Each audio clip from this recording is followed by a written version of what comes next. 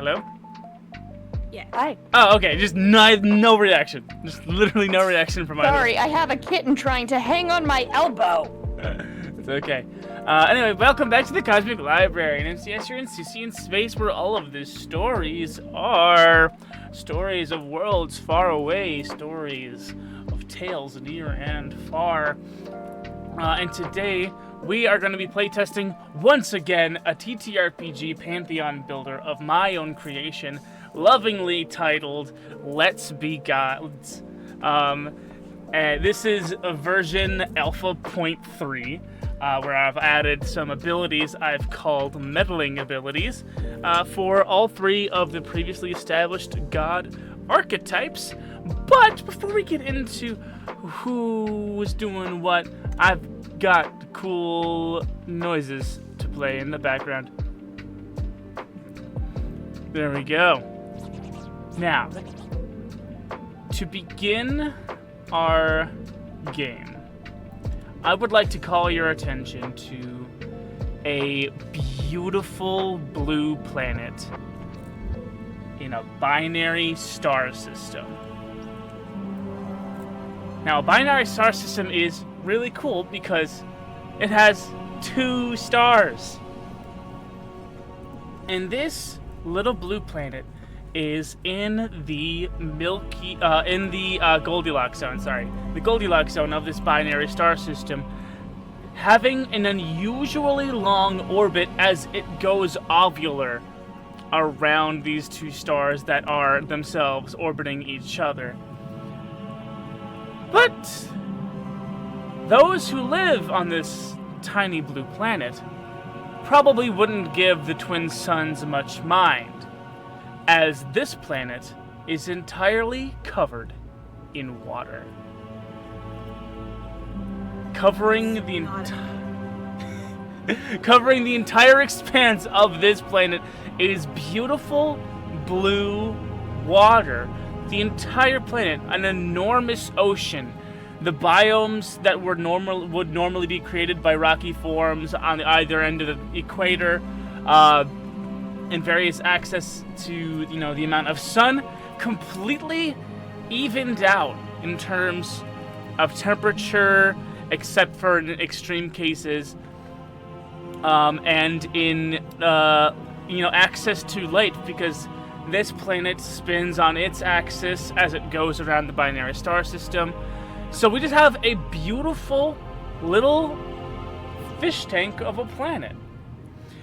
Of the many different biomes on this planet, there are 2 glacial ice caps, wherein fiery vents of wickedly hot air rocket through tubes of solid ice, spreading their energy up and around, these tubes constantly changing based off of the path of this hot water that is being used to expel molten gases and toxic exhausts from the fiery core of the planet's depths. Around its equator is not a rainforest belt, but a beautiful coral reef belt, sprouting with corals and brains and anemones of just fantastical shapes and colors, a vibrant technicolor array. To the slightly north and south, you'll find bands of kelp forests that span for miles up and down and side to side in all directions, creating a tangled and dangerous sort of jungle. And finally, there are the true depths, rifts in the high underbellies of the earth, the true depths, down, down, down, where there are more of those, gaseous chutes that provide their own small pockets of heat for tiny biomes in there, but also just vast expanses of endless night. Now, this planet, you two know, call itself Tahu. Tahu. And Tahu likes to sing. Tahu sings and brings the two of you into existence because Tahu isn't singing alone. On Tahu's surface, there are creatures that have gained sentience, gained the ability to question, the ability to wonder. And they're wondering, what is greater than them? The answer being, you two gods. Moss, you've played this game several times before. I would like you to pick out the god archetype that you'll be playing for this session of Let's Be Gods. Trickster. You're going to be playing a trickster god? Yes. Awesome. So, I'm going to describe the trickster god archetype. Good is funny. You find the simple, stupid mortal minds amusing. They're no more important to you than your favorite toy. You've got a goal and a god ability. The goal being to mess with the plans of both sage and malevolent gods and make me, the GM, laugh. GM in this game stands actually for God Magus. I only bring it up because I think it's incredibly clever. And your god ability, before rolling a minor or major miracle, instead of adding your faith, you can steal up to 3 faith from other gods. This can help turn your die into a 6 after the fact, after the dice has been cast. So say you roll a little low and you want, to bump it up to a 6, you can steal up to 3 faith from the only other god here, which is going to be Lissa. Lissa, having heard that, what kind of god would you like to be? Well, given that there's only 2 of us, I don't think it's good for us to double up, probably. Hey, Because I also wanted the trickster. There are no rules saying that there cannot be 2 trickster gods. I'm actually saying it's better if we're both tricksters, because then we're being tricksters. Oh my god, we're just being we're doing prank wars. Prank wars on a cosmic scale! Godly prank wars! Alright. Exactly, we're Greek gods. So you're both gonna be trickster gods. Alright! Do either of you have a biome that you'd like to claim as your territory? What were the biomes again? There are polar ice caps, wherein there are tubes of liquid water that rush with fierce abandon, heated by underground jets. There is the true deep, massive ravines of more volcanic action, but also just expanses of pure endless night. There is the biomes of not the rainforest belt, but the coral reef belt, a beautiful, lush expanse of coral reefs and sea anemones. There are finally the seaweed forests. Think of the dense forest that once covered North America, but replaced with dense seaweed that just kind of is up and over. And then finally, if you wanted to, you could just choose the upper atmosphere as the true expanses of pure endless day as well. Oh goodness. Okay. I'm probably thinking either coral reef belt or sea. Will you stop that? If you want attention, get in my lap. Why do I feel like a trickster god right now? Hi, are you chaos?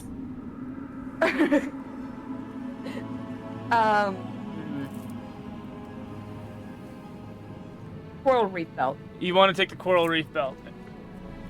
All right, and Moss.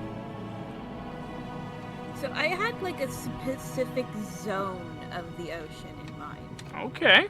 So you've got the abyssopelagic, which is complete dark, pitch black, no sunlight. But then above that you've got bathopelagic and mesopelagic, which is still a little bit of sunlight but mostly dark.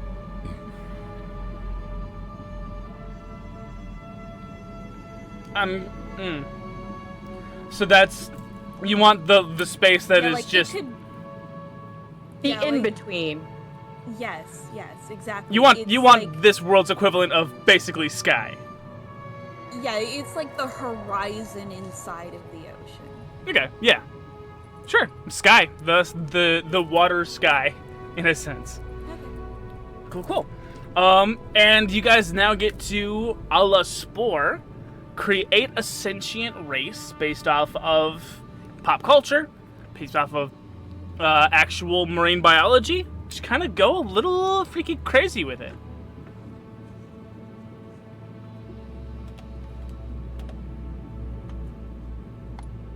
Just because they've been on my mind, the Simic hybrids in MTG.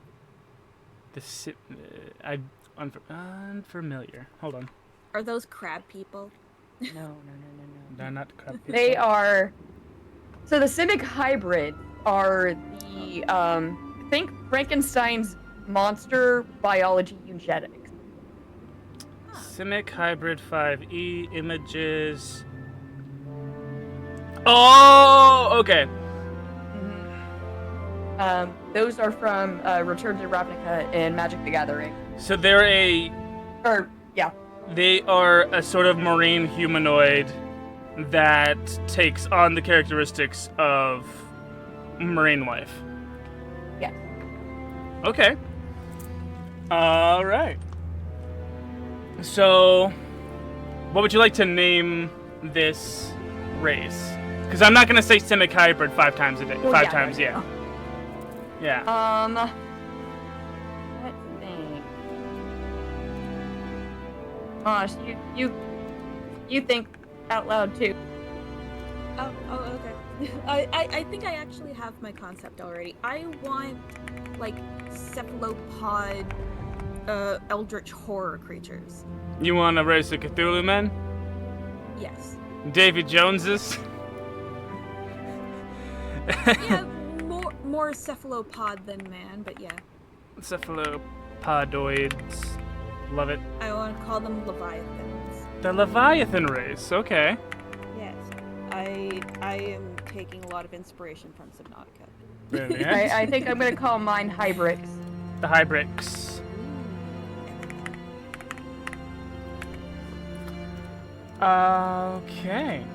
Let's start with one of these of the so your Leviathan race, they live in the sky zone. Sky zone. Yes. Cool. Let's follow one such Leviathan as it climbs and kind of separates off from its not necessarily a tribe, but more like a hunting group of like-minded males. And it splits off and it goes on a hunt. We see it come upon a group of young jellyfish as it goes around and starts to swat at and try to subdue these little creatures. They, sting, it hurts, and all that, and suddenly this Leviathan young man doesn't feel quite so alone. How do you reveal yourself to this very first sentient Leviathan? Okay. A dark cloud forms in the water filled with eyeballs. I just, like, come out of the blackness. I am Hermaeus Mora. Hermaeus Mora? Hermaeus Mora. It's Daedric Prince from Yes, the Elder Scrolls. Elder Scrolls. Yeah. Ah. He is like the Elder Scrolls version of Cthulhu, pretty much. Yes.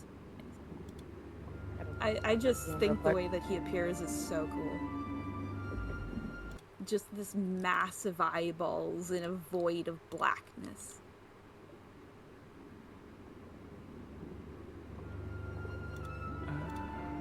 Okay. This gives Also tentacles, but okay, yeah. So this gives this young Leviathan man a bit of pause as it kind of bobs, kind of looking around, not quite sure. It kind of looks you up and down, not quite sure where your body is, the thing that it can hurt if it tries to, if it wants to, be safe from you. This is so incredibly loud. Hold on. I can't think with it on. But it's very mood. Do I have microphone use, network? Okay. No mixer.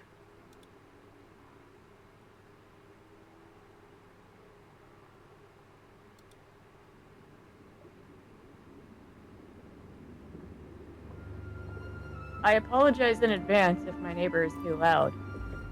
No, it's cool. You're good. I'm just looking at the sound levels and getting worried. Okay. No. I hear them out there revving the engine of the big fuck all truck. Oh, I haven't heard it, so that's good. Thankfully, it hasn't been as loud, but I think that's partially because they've actually been working on it. Gotcha.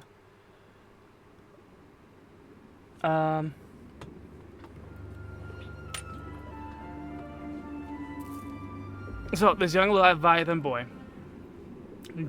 man boy, hunter, and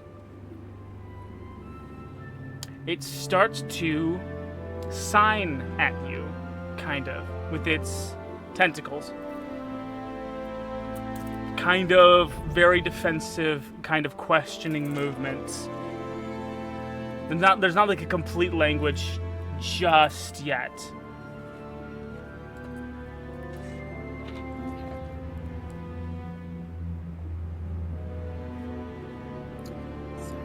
I need to remember this.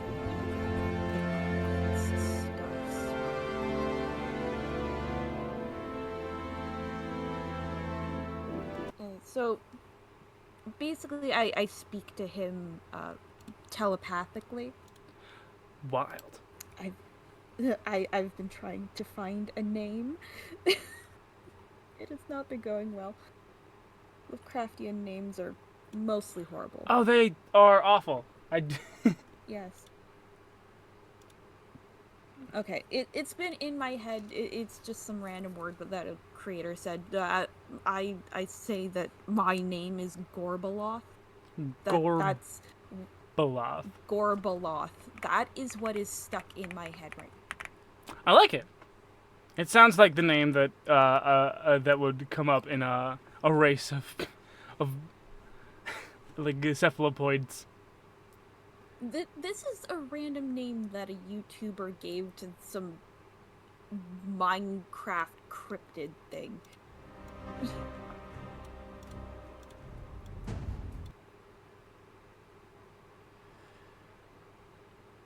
Anyway, I'm Gorbaloth. What is your name? There. In the young cephalopods Leviathan race, he identifies himself as Sharp. Sorry, what was that? Sharp. Okay.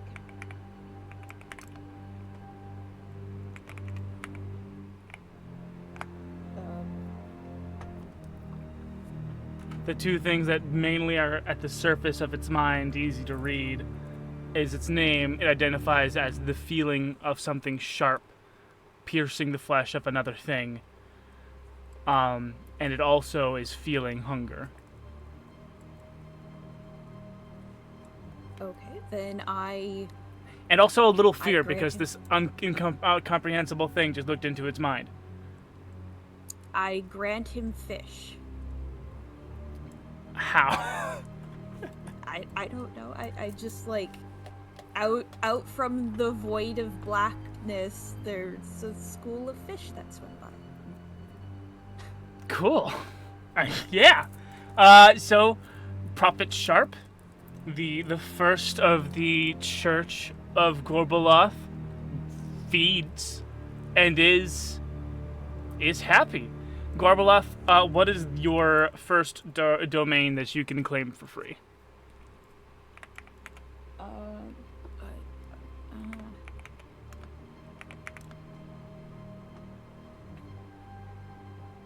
All right, I just declare what it is. Okay. Yeah. Well, I want madness. God, Gorbaloth, God of Madness. Yes, I want them to have a hallucinogenic venom that just like makes people mad. Oh, fun fact, I'm actually accidentally named after the Greek goddess of madness. Yes. Gorbaloth, God of Madness. Very specifically, like rabies. If you actually look it up, to this day, the genus that rabies is under for viruses is called lysovirus. Nice. So, the Prophet Sharp takes tales of you, a formless, inky black cloud, not unlike the ink that the cephalopods are able to produce themselves, but a formless one that caused their minds to be open to communication. And it is this first touch of madness that allows Prophet Sharp to awaken the psionic ability to speak Leviathan to Leviathan, mind to mind. And thus a tiny group, a tiny hunting party of Leviathan men, prophets of Gorgoloth, God of Madness, patrol the skies of this aquatic world. All right. So, let us then go to the bright and colorful bands of coral reef that expand for miles and miles, towering corals and rows upon rows of sea anemones and biomass and fish and eels and little sharks and big sharks, a true biodiversity of mammoth proportions. There, amongst these fishes, evolved a peculiar humanoid-shaped marine species with a unique adaptation to take in the DNA of the marine life that surround them through the process of mastication and consumption, and willingly manifest some of their body parts. And we see two such hybrids, as they have started to call themselves, in a bit of a squabble over food. There is a small hybrix boy with the flaps of an eel coming off his two arms. Sorry, did I say eel? I meant stingray. The flaps of a stingray coming down its two arms. Manta ray. Manta ray. I think I looked at the same picture you were earlier. I think I know exactly which one you're looking at. There are eels with fins. That is true. There are actually, so if you look, there are species of freshwater fish called ghostfish and knifefish that are related to eels. And if you look, they've got like little undulating bitties underneath that is kind of cool. It's adorable. I used to have a knifefish and a ghostfish. That Cool. sounds awesome. They're kind of my favorite. So that little boy gets thrown to the ground. and is being threatened by the large muscular claws taken from a king crab of this adult Hybrix man who is just straight up stealing this little boy's lunch. The meal that this little Ray boy had hunted for and caught with his own capabilities over the mild electric abilities of the eel and of the Ray has completely been pirated by this big crab boy who seems to understand, might makes right in survival of the fittest of this age before civilization, and is just doing what he damn well pleases. All right. You, Lissa, may make yourself known to either one of them or both of them, if you please, and you may choose the form that you take. Kistrus is going to appear as essentially a mirror image of the guy threatening the kid, but larger and in between the child and the aggressor. Like, pointed towards the aggressor, about to, like, beat him up. How do you spell your name? I put it in the side chat. Oh, shoot. I didn't see it. Because if I mouse over, everyone else sees it, and I just need to keep our faces down. Fair. I'm just gonna approximate it for now. It's K-Y-S-T-R-I-S. K-Y-S-T-R... In Hybrix, I spelled H-Y-B-R-I-S. Of course, why not? Why wouldn't you? Hybrix. You take on the big guy's form, but bigger. And you can see a flash of intimidation in the big guy's eyes, but at the same time, you see that kind of drive and will to continue to survive that won't simply back down in the face of a bigger fish, as it were. And so, a sort of arm wrestle is initiated by the big guy, even though you are quite much bigger. I think when he attempts to do this, Kistrus is going to also take on part of the form that the kid has with the eel abilities and just shock the ever-loving shit out of this fucker. You turn King Crab into King Crab but food this time. And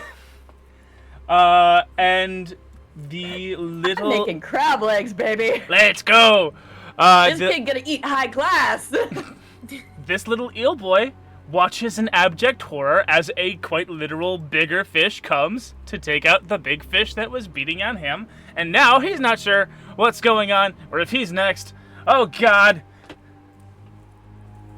After taking out the bigger fish, Kistrix is going to essentially transform into a mirror image of him and get down to his level. Are you okay? What are you?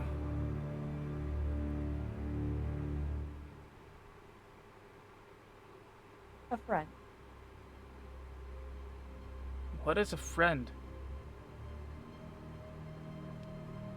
Someone who'll look after you and try to lead you towards better decisions. Okay.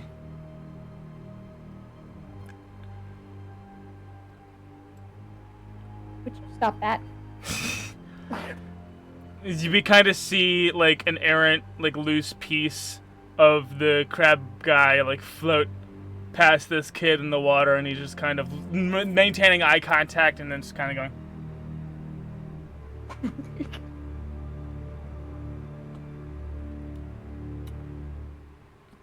I don't know what to do past this point, because everyone wants to kill me. That's because you're a better hunter. Thanks, but,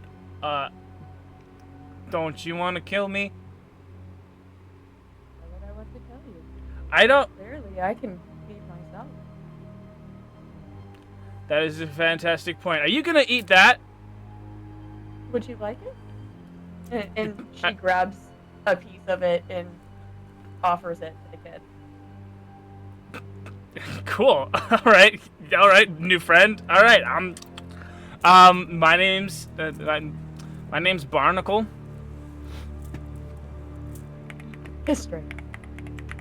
That's a funny name. I'm a funny person. All right, and one by one, Kistrix and Barnacle, they go through the. They just more or less they go around kicking people's butts. Whoever tries to stand up to Barnacle and his radical message of friendship gets kicked in the butt by Kistrix. Radical message of friendship. Kistrix, what is your godly domain? Kistrix, god of friendship. Let's see, I'm trying to find as the god. So the domain choosing is a little more abstract. It's not really more. It's like. Let's see. What's a god to do? Declare a new domain. So what's a god to do is a section where you, as a god, can choose stuff. Declaring your first domain is free.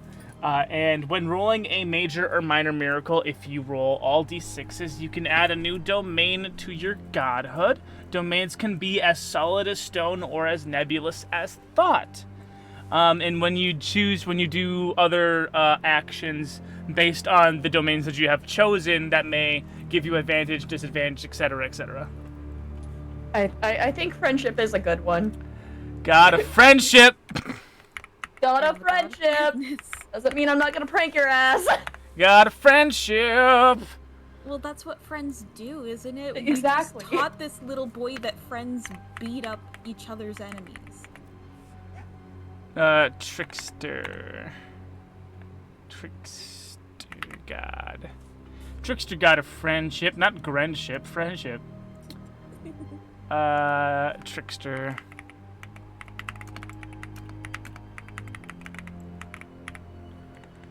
Trickster god of madness. We have madness and friendship. Oh, great. These are two very opposite ends of the spectrum. They're symbiotic. All right, it's time to go over I mean, in regards to connotations. It's time to go over the round structure as we go into our very first round.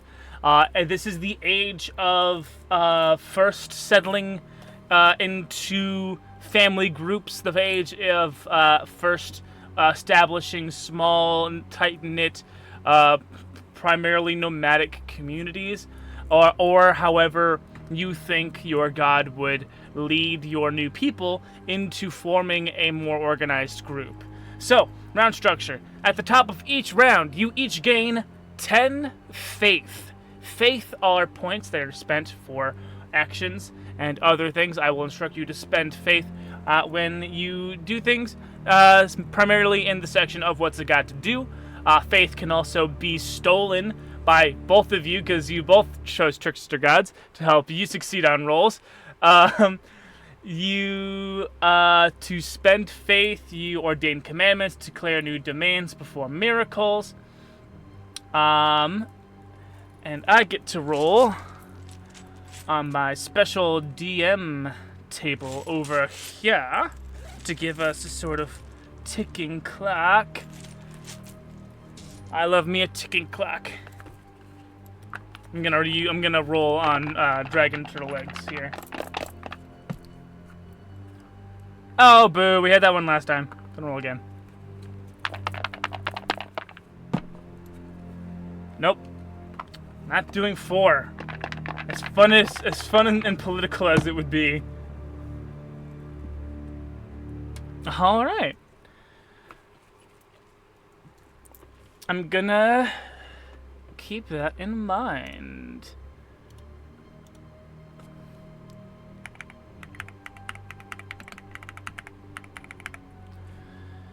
Are you talking about the cosmic table? That's for me and me alone. get out of there. I gotta roll a d12 now.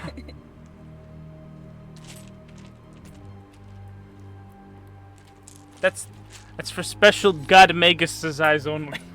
I should have done this before the game. I apologize. I was pretty stoned all afternoon. Not gonna lie.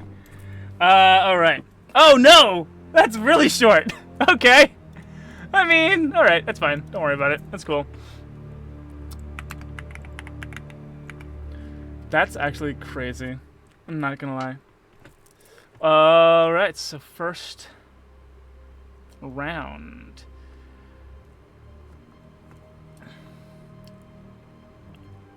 All right. So for the very first round, you each again have 10 faith to spend. Does anyone, looking at the list of things that they have in What's It Got to Do, the actions are declare a new domain, which can only happen if you roll all sixes, which is a new mechanic. There is choose a new prophet. There is ordain commandment. There is minor miracle and major miracle. I want to ordain a commandment. All right. Ordain commandment costs 5 faith. So go ahead and... Yep. I want to steal 2. So I'm using Oh! 2 of my own.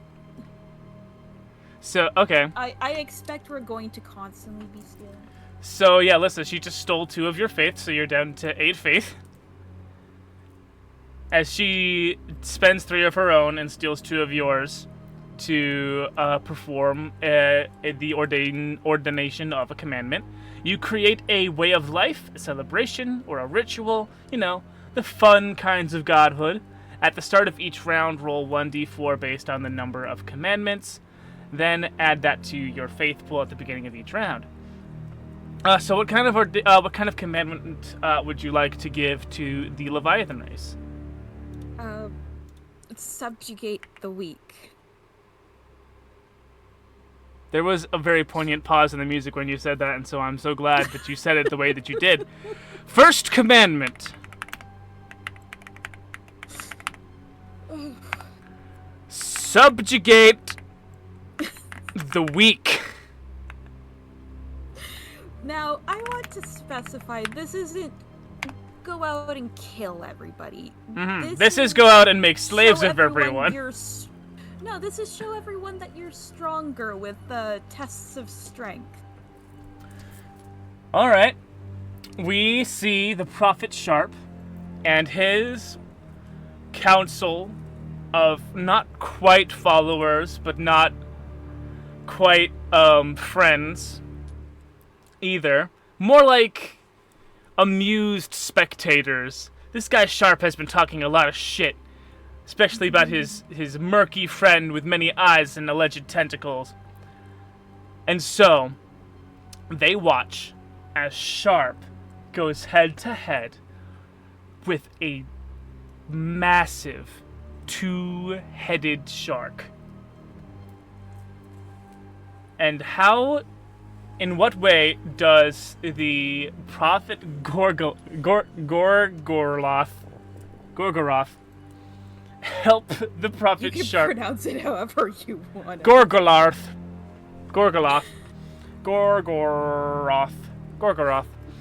How does Gorgoroth help the Prophet Sharp take out this enormous 2-headed shark?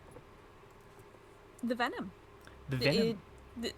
Yes. It basically just, like, they start hallucinating, they won't be able to focus. The venom is the term given by the Prophet Sharp to this new incredible psionic ability. A malicious word for the mere act of psionic communication, as the Prophet Sharp subjugates the mind of the 2-headed shark.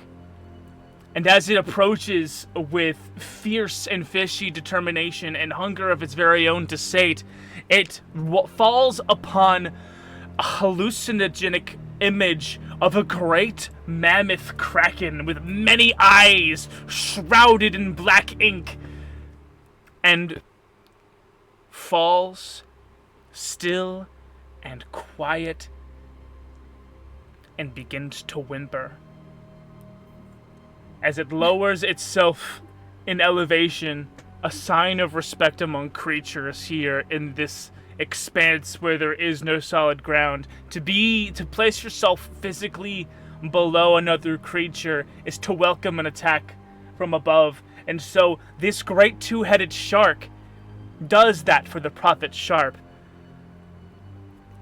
And the Prophet Sharp, with his many tentacles, wraps itself in 2 leashes made of his own arms around either head. And there, in that moment, the respect of the other Leviathans is given to not only Sharp, but to Gorgoloth, the trickster god of madness. And they spend their days hunting and taking and subjugating with their venom other large creatures that mean them harm. Before I'm going to let Moss do any more actions for their round, I do believe it's only fair that Lissa gets a turn. Remember, you are down to 8 faith because Moss stole two of yours to make her commandment possible. That's fine. I'm going to perform a major miracle. Oh, brilliant. Okay. A major miracle costs 5 faith. Roll 3d6 against me, the game master, to spontaneously create a person, place, or a thing for a divine purpose. So I'm going to get my 3d6. And so basically you just have to beat me or get all 6s or get as many 6s as possible. You can, if you want to, steal up to 3 of Moss's faith to add to your die roll in the efforts of beating me. Do I have to tell that before or after? You can do it after. Okay. But you do have to declare the intent of your major miracle is before you roll. Before either of us roll. To create a sanctuary city that essentially, like, think of like a dome, like an electric dome almost. Marcy, shush. But like, if you have ill intent, it like won't let you through. So if you're not a friend, you're a foe, it's going to weed you out. Go lay down. Okay, a friendship bubble. Friendship bubble. A safe space. It's the get along shirt. It's the safe space. The literal safe space. Alright. My roll is 9 in total. Mine is 13. No. 12. Did you have to steal it all? No. Excellent. That's a 6, a 5, and a 1. A 6, a 5, and 1 beats definitely my 9.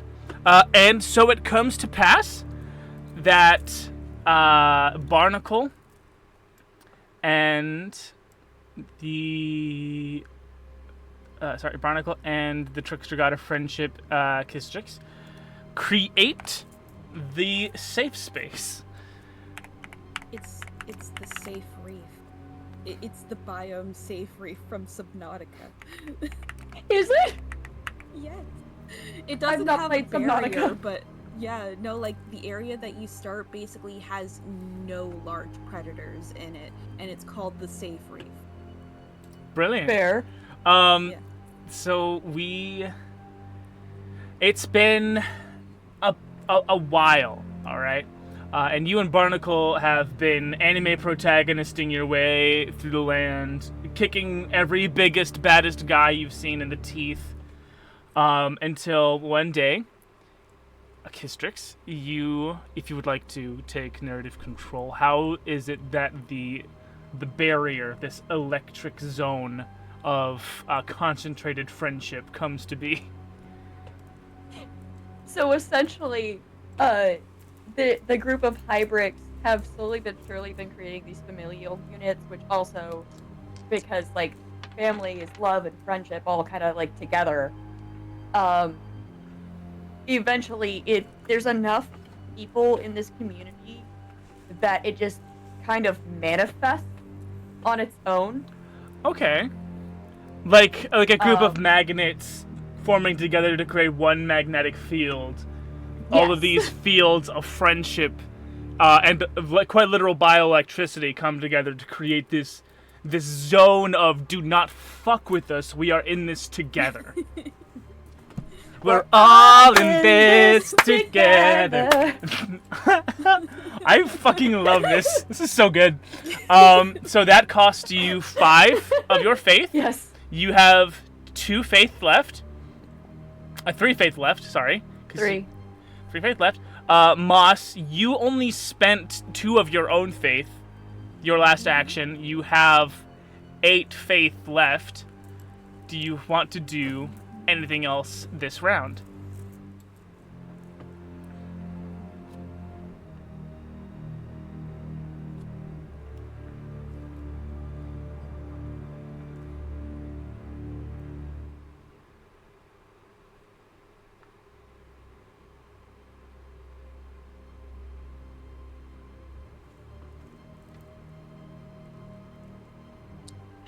I don't have anything. Okay. Since there's nothing that you can do with only 3 faith, except for choose another prophet. I was gonna choose a new prophet. Okay. You declare 1 new leader for your church, and I roll a d6. On a 3 I'm declaring Barnacle the prophet of friendship. Well, he's already your prophet. Oh, is that okay? Yeah. So the first individual you make yourself known to becomes your first prophet. Yeah. I guess I didn't explain that well enough. That's good note. Good note. I'll put that into the next update.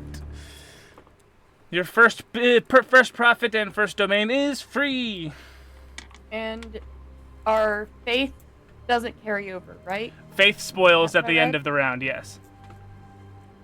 Okay, so after this is the end of the round. Yes. So you can choose a new prophet or perform a minor miracle. It's a 2d6. I can perform a minor miracle. What is the intent of this minor miracle? To get new friends. Okay. You wish We're spreading the word of friendship. Okay. Roll your 2d6. You cannot... Well, you can steal from Moss if you want to beat me. You can steal up to 3 points from Moss if that will help. How does stealing work, by the way? I don't see that on the... She has 8. You can steal 7. You can steal up to 3 of hers. She has made no plans to use them. I have rolled 2 5s.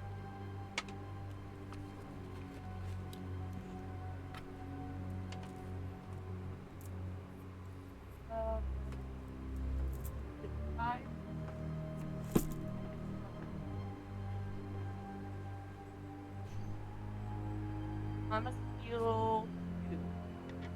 Or no, I have to beat it, right? You have to meet it or beat it. Okay. Then if I steal 2, I'll meet it because that's 2 4s. All right. So yeah, meets it, beats it. In this case here, and you are able to, through your godly domain of friendship, send out what can only be described as a good vibe, but could be more scientifically be described of a sonar ping throughout the ocean. A sort of beckoning call to say, come here if you wish to be sheltered, come here if you wish to be loved. And a great... It's a whale song. It is a whale song. Aww. We made a whale song. And in a very real sense, an enormous pod of whales changed their course to pass alongside of the coral reef, not necessarily to come bed down and be part of this ecosystem. But where large whales go, so do a great many amount of other creatures and other hybrids that have gone off and done their own thing a little more nomadically, but now that I've heard this welcoming call, also bring a large flock to this safe space. Yeah, you grow very fast from a small village to a great bustling pre-industrialization city, a sort of, Atlantis. And that concludes our first round. I think I just created the water aliens that we're supposedly have. All right. At the end of this age, you both notice something rather strange. Something about Tahu feels like it's starting to rev up again. You would only assume that Tahu, the very planet itself, had, in every, meaningful sense of the word, died. But something in Tahu, it feels like it's revving up again. And I do believe, to both of you, it is a feeling that fills you with a slight bit of dread. Because neither of you claim to be gods that typically care. When it comes to, sage gods, they want... they long for an eternal afterlife for their people, and for maleficent gods, they long for eternal suffering for their people. You both are trickster gods, and so this thing that you're feeling whirring up in the heart of Tahu, you feel it is something that is coming to take away your toys, but you can't quite not quite sure what it is just yet. You guys, as we get into the second stage, I'm gonna say, the declaring, let's see, ordaining the commandment. You, Moss, get to roll 1d4 at the top of this round for bonus faith. You each gain 10 faith at the beginning of the beginning of the round, so that's the beginning of your faith pool. Moss, because she ordained the commandment, now at the beginning of the round, it gets to roll 1d4 and add that to her faith pool. Yeah, I got 2. And is it refreshing our faith pool, or is it adding 10 on top of what we've still got? No, all faith spoils at the end of each round. So new faith, new round, new 10 faith, plus the faith that you have generated through your commandment. Lissa, your minor miracle, as it is a minor and major miracle, as they're both well in the line of your domain of friendship, they grant you plus 1 faith at the start of this round from the minor miracle, and plus 3 faith from the major miracle to your new. So you get a total of 14 fresh faith at the top of this round, and so you guys are still even in terms of how much faith you start with now. Correct? I think so. Yeah, we both at 14.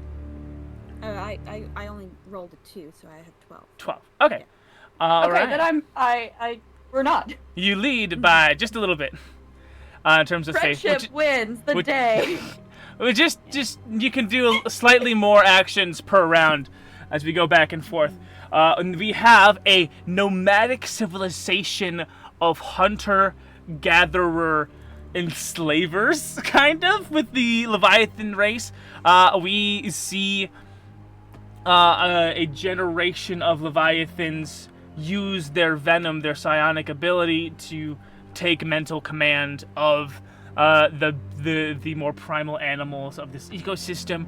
We see enormous camps of Leviathans on top of whales that have been subjugated by teams of 2 or 3 Leviathan, holding psionic control over this great and mighty beast.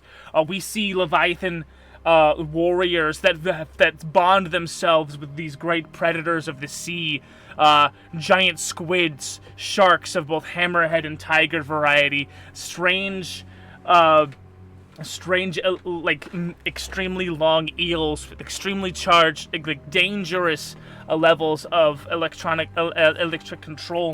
They rove the sea in what other races and what other cultures would call a war cloud. Since Moss, you did start, you did your action first last round. We are gonna go to this underwater city that Lissa has created. Does this city have a name? Not yet. Let me think about that. All right, but you also, I also am putting you first for any action that you want to take by spending faith this round.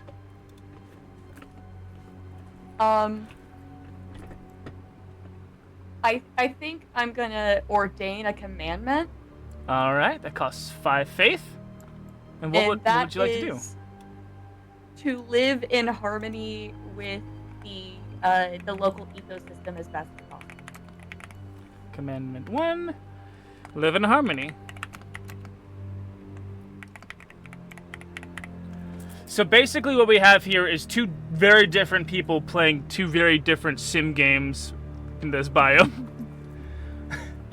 Live in harmony. And is there a celebration or a cultural festival, like a piece of art that is erected in honor of this? How is this manifested in a physical sense?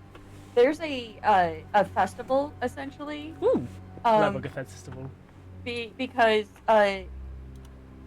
you do still have to eat, but you shouldn't take more than you need, if at all possible. So essentially, it's like a hunter-gatherer festival, like a fall festival sort of situation. Okay. Where you would celebrate the harvest of the season. All right. It's a sort of festival of hunt and harvest. It reminds the people of the great city of...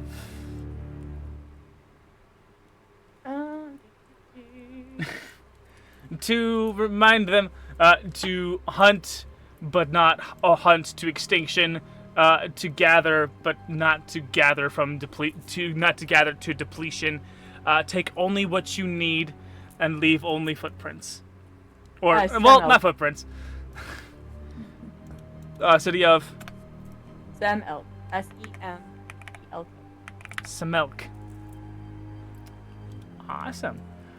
So that costs you 5 faith to ordain that brand spanking new commandment, and that is a easy way to generate some bonus faith at the beginning of next round. Moss, it is your turn to do an action. Okay, I wanted to combine a major miracle and a commandment. Okay, you want to do both. Yes. That's a total of 10 faith you're spending. Yes. Okay. Just making sure you understand the costs. Yeah, so as I'm like feeling that like disturbance in like the disturbance of the force, I guess. Yeah. The awakening in Tahu. There's that, and also I would imagine there's also that whale song at the back of the head. Yeah, and I send out telepathically just this desire to evolve, and I want the major miracle them incorporating into like their physiology traits of the things that they defeat. Interesting. Second commandment, evolve.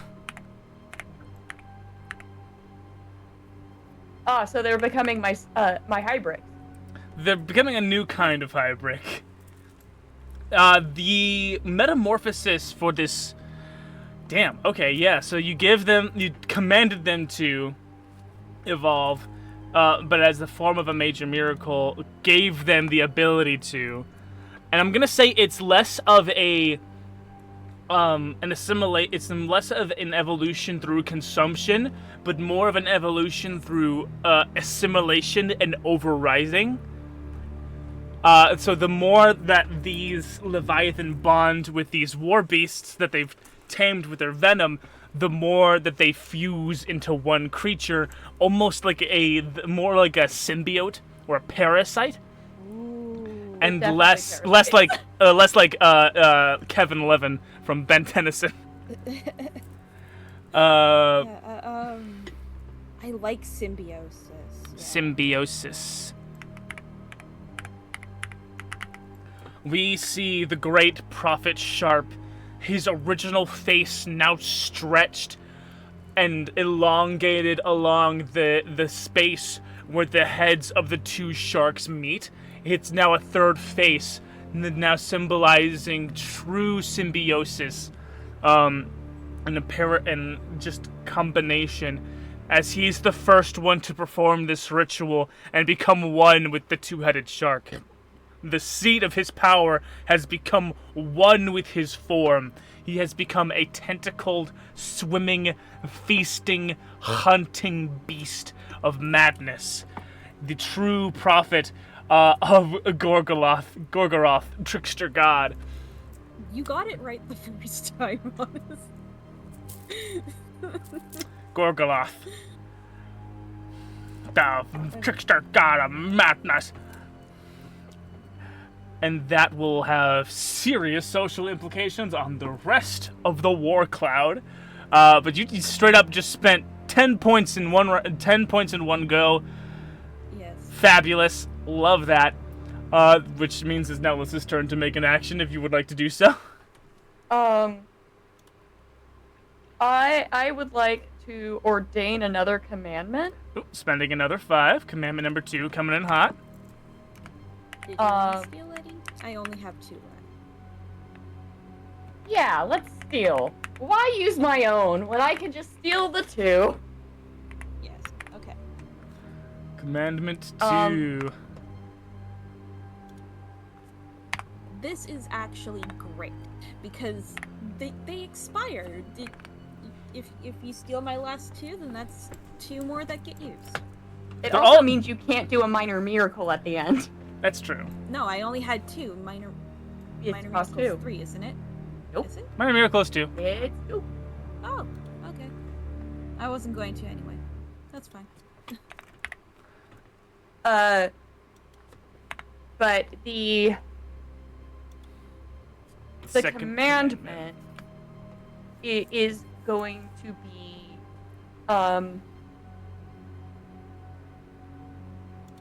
English.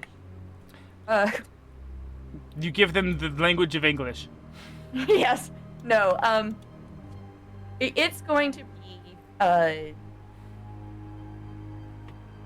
farming. Farming. Like, it's going to be the introduction of, like, farming. Agriculture. In order to help cut down on, how much damage they're doing to populations of fish and whatnot. Okay. Diversifying their diet. Let's go ahead and get that roll going then. Oh wait, no, it's not a major miracle. It's ordained commandment, so it just happens without a Yes. roll. Yeah. Yeah. And so is this just agriculture or is it also livestock? Livestock as well. Livestock as well. Cool. Farming and livestock. Farming and livestock. Well, specifically if you add livestock, it's like you're becoming really cool friends with a lot of different creatures. I guess that can be a commandment of a god of friendship. I guess. Living all in right. symbiosis with the species. Like, species will domesticate themselves. Yeah, That's, it's just that's what happened with wolves. That's what happened with cats. Cats. Love that. And we see, And we're actually actively seeing foxes and coyotes trying to domesticate themselves right now. Ooh, that's adorable. cool. We. Nah, These are it's a also bad an sign example. because that means we're fucking with their ecosystem. That's true. That too. Like, on the one Skunks hand, and it's really cute that we see that they're doing this, but on the other hand, it's also showing how much decimation we're doing to their ecosystem. Mhm. So we see catfish and dog sharks. They find themselves in the homes of Hybrix families. We see large manatees being used as pack animals, and some smaller varieties of whales. We see hybrids riding on the backs of dolphins, and orcas are used as plow oxen in the fields as they start to cultivate and genetically selectively breed different kinds of coral, which in and of itself is a living creature. Like, they start to selectively breed different kinds of coral to act certain ways, behave in certain ways. That process starts to roll, gets that ball rolling. Moss has no more points to burn, right? Lissa, do you have any more points to burn? Yes, I still have 6. Do you want to do any more actions, or are you just going to let those spoil? I would like to perform a major miracle. Another major miracle! Cool. And the major miracle I would like to do, it is to create, a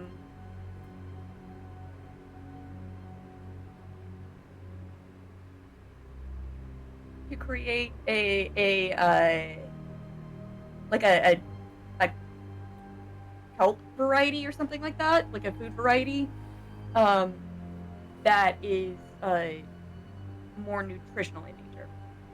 Okay, so you're using a major miracle to just whole cloth create a kind of kelp that is specially suited for agriculture. In terms of probably, if we're using a real world equivalent, sea moss. Sea moss. All right, go ahead and roll roll those 3d6. I will roll the same. That's gonna be a 11 to beat. And remember, you can steal none of Moss's points. No. Because she doesn't have any more points to steal. You said I had to beat an 11? Yes. That's 13. 6, 4, and 6. Nice. Right on! Again, major miracle, and you succeeded. Do you have control over what we see as this new kelp is brought into this society? So as this new kelp is developed, you see it being used for the creation of jellies. It's also used as I'm not sure how logistically this would work, but equivalent of a soup broth. You're a god, dog. If you say it can become soup, by God, it becomes soup. So soup broth, it's used, essentially, have you had fruit leathers before? Yeah. It's turned into the equivalent of fruit leathers. So if hunting parties are going out, because while we're still doing agriculture, there are still certain things that we can't domesticate, and really probably shouldn't. And so the hunting parties will be sent out with these rations made from the sea moss and things like that. Mm. Excellent. And it can also be used. So for, it's an all-purpose crop that is good for the bases of a lot of dishes. It preserves really well and is highly nutritious in that preserved state. And it is a cornerstone of the diet of everyone who now lives in this city of Semlek.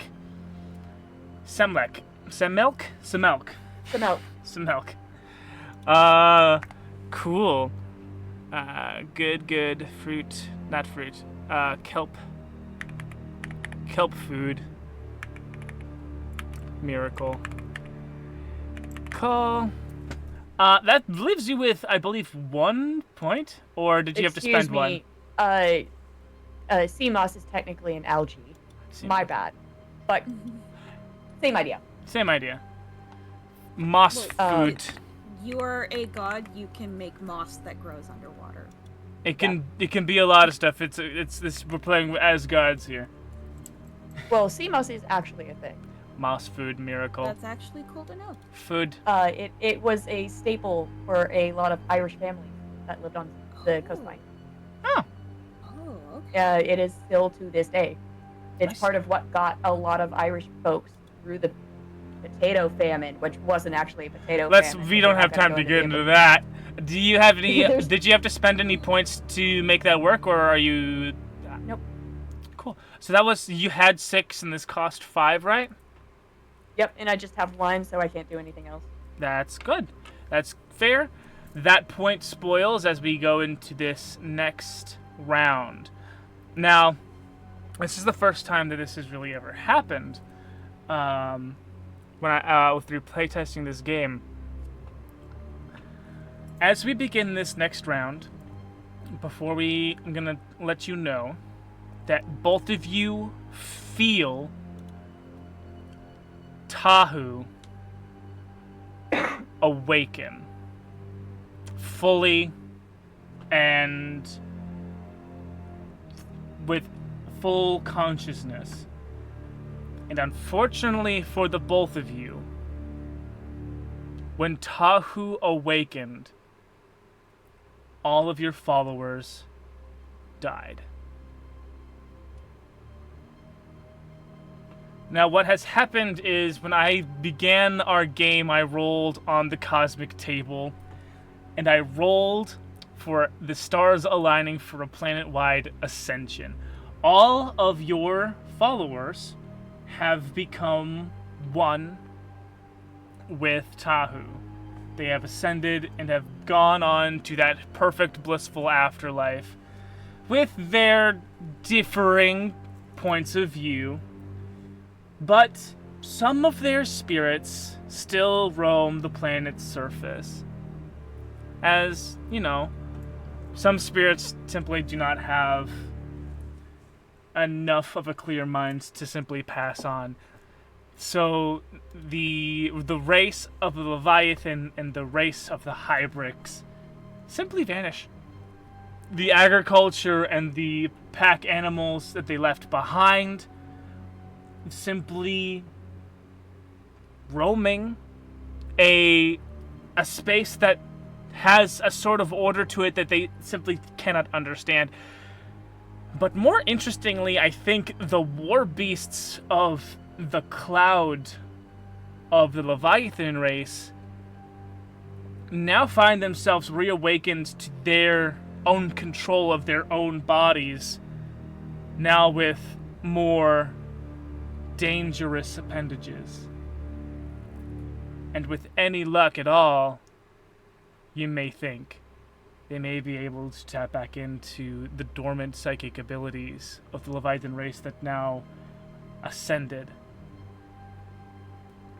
Or maybe there's a few still kicking around. A few Leviathan holding on to their stake in their own chosen flesh. Why does this feel like Mass Effect now? So, how I'm going to play this as God Magus is that every 2 rounds, Tahu will awaken and a mass ascension will take place.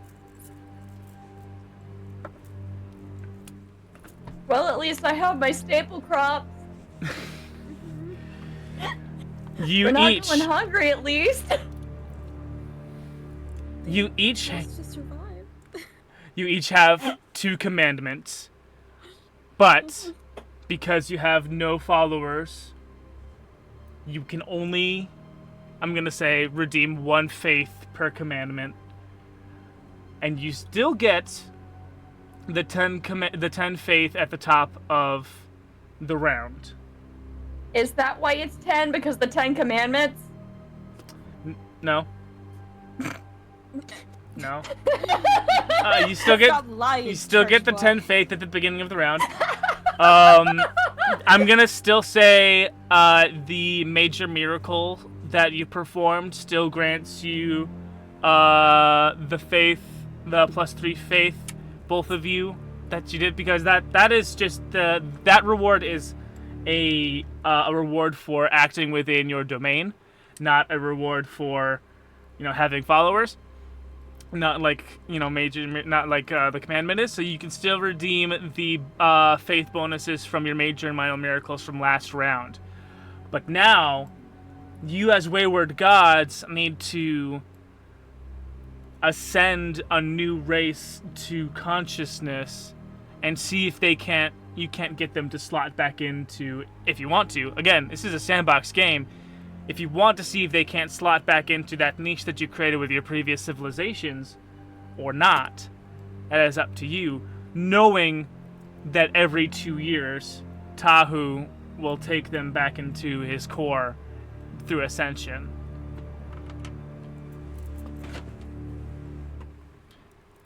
Does anyone have a plan? I would imagine the species that would will you please stop that, baby girl? That would probably become sentient for my group is like the orcas or the dolphins. All right. And will you stop that? That is my hand you just bit. No. Nom. But they will probably, I would imagine, keep farming because they're like, oh hey, yeah, this was useful. Mind you, they don't have limbs. They're dolphins. They have a mouth. They're dolphins and yeah, okay. It's gonna be really hard to convince an orca or a harnesses for that stuff would just be slip-based. Well, yes. Now they might not be able to make more. That is a valid point, but the harnesses that exist already exist. Mm-hmm. And so they would make use of the technology that they had become accustomed to using. Okay. So you with your godlike influence are able to lead them in the direction of continuing your work. It is very slow going.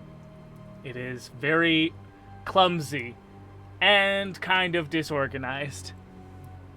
You have a stockpile of faith to change anything you want about this world. Moss, this round it is your turn to act first. So wait, how many faith did we each You gain 10 at the beginning of the round. The major and minor miracles that you performed last round, if you performed a minor miracle, I believe you both performed one major miracle each. Yes. You gain +3 faith from your major miracle on succeeding. And because I determined both of your major miracles were well within line of your domains, which is awesome.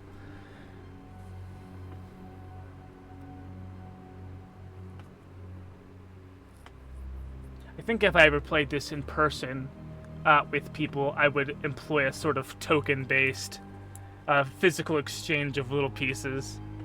So wait, do I have 13 or do I have more? Because the major miracle is the +3, and you were mentioning something else? You did Ordained Commandment, and you did a major miracle. Ordained Commandments doesn't give you any bonus faith at the beginning of the round, but Major Miracle does. Okay. And that was, you also just did a Commandment and a Major Miracle as well, Moss, right? Yes. Good. Cool. So you both only have 13 from those two sources, and then you each have 2 commandments, and I gave you 1 faith per commandment, so that's another 2. So you both have 15 faith at the beginning of this round. Ah, okay. That's what I was missing. I'm like, I thought. Yeah. Again, if we do, I do want to do this in person at some point, and I will be implementing like little tokens type things. So, Moss, it is your turn. The Ascension has left you in your domain of this cloud of now violent predators that have become mutated and fused with parasites who the consciousnesses of have either vanished into Tahu or are clinging but dormant because of the Ascension. Yeah, I'm going to adapt a different species. Another parasite. Actually, kind of, yes. Do you know anything about the concept of siphonophores? It's a big word. Okay, so the easiest one that I can think of is the Portuguese man-o-war is one. It's like it's like a jelly-like collection of creatures. Yeah, so they're technically a bunch of it's a colony of like single-cell organisms that have come together to be one creature. So a Portuguese man-of-war is technically like two, 3 different types of creatures that have come together to create a colony. Yeah, and there's also different types of them. It's a jellyfish? Some of them are, not all of them. Yeah. Technically, like, there's if you other think ones about that it, are like what is this... it? Lichen? Lichen on trees is considered one, I think. Oh, because it's like a combination of algae and something else. Huh. Yeah, I was also thinking about like these like tentacly like ones, and then there's also like these balloon tubes. Okay. So your presence, this inky black mass of tentacles and eyes, are roving the now confused and noisy war cloud. Whales and other large fish and dinosaurs, paleosaurs, they call to each other, confused, in a state of sort of animalistic madness that does kind of fill you with a little bit of, okay, this is a different tune. One such great fish dies and starts to sink into the inky depths, and as you feel the light of this great whale die and sink, you don't hear all of the life on that whale die. You hear the parasites of the whale still singing their own song, still brimming with life, and you reach out with your divine essence and you give it life. Oh, you were doing a major miracle, right? Yes. Okay, let's go ahead and give that roll before I continue to give you stuff. I sometimes get carried away. I love this job.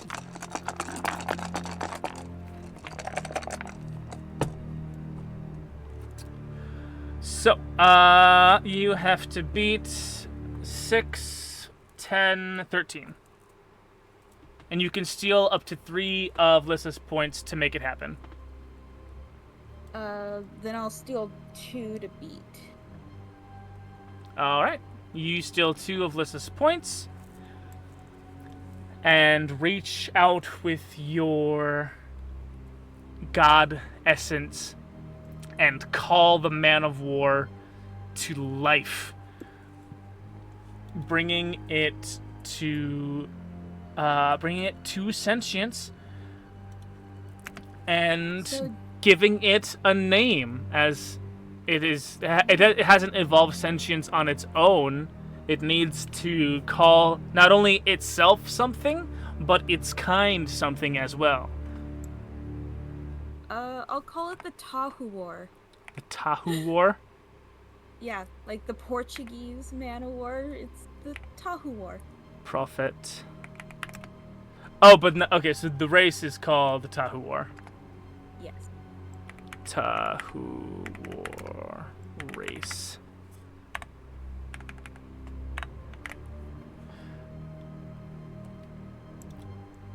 So you give its race a name, and you impart on it the 2 commandments that it kind of already had a sense about. And you pump it with your divine essence, and this Tahu War grows with its mighty tendrils, taking up the nerve spaces where the synapse is connected and creating a brand new pulsating purple nervous system that reanimates the flesh of this dying whale, letting out a discordant note in the song of the war cloud. And we see this Tahu War disperse little spores of its very own that reach out and touch the other members of the other assimilated members of the Cloud of War, and create these. It passes like a sort of fungal infection, one onto the next.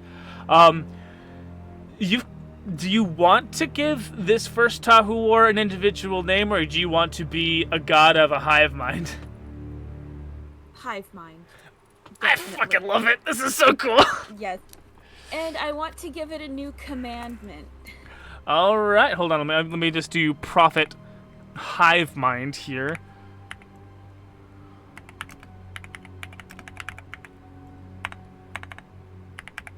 Prophet hive mind. If Tahu wants to destroy my things, I'm just going to spread. All right. Commandment 3. Proliferate. Spread. I called grow. It spread, but yeah. Spread. Spread. So you have injected your divine essence into less of a sentient race, but a living disease. A disease blessed by a god. Communicate telepathically with anything that it attaches well, to. What we see happening is amongst the cloud of war, there are several of these symbiote, taken over fish with some Leviathan essence, some Leviathan consciousness still trapped inside, like I mentioned before. And so those are the ones that become the central nervous hubs of the hive mind.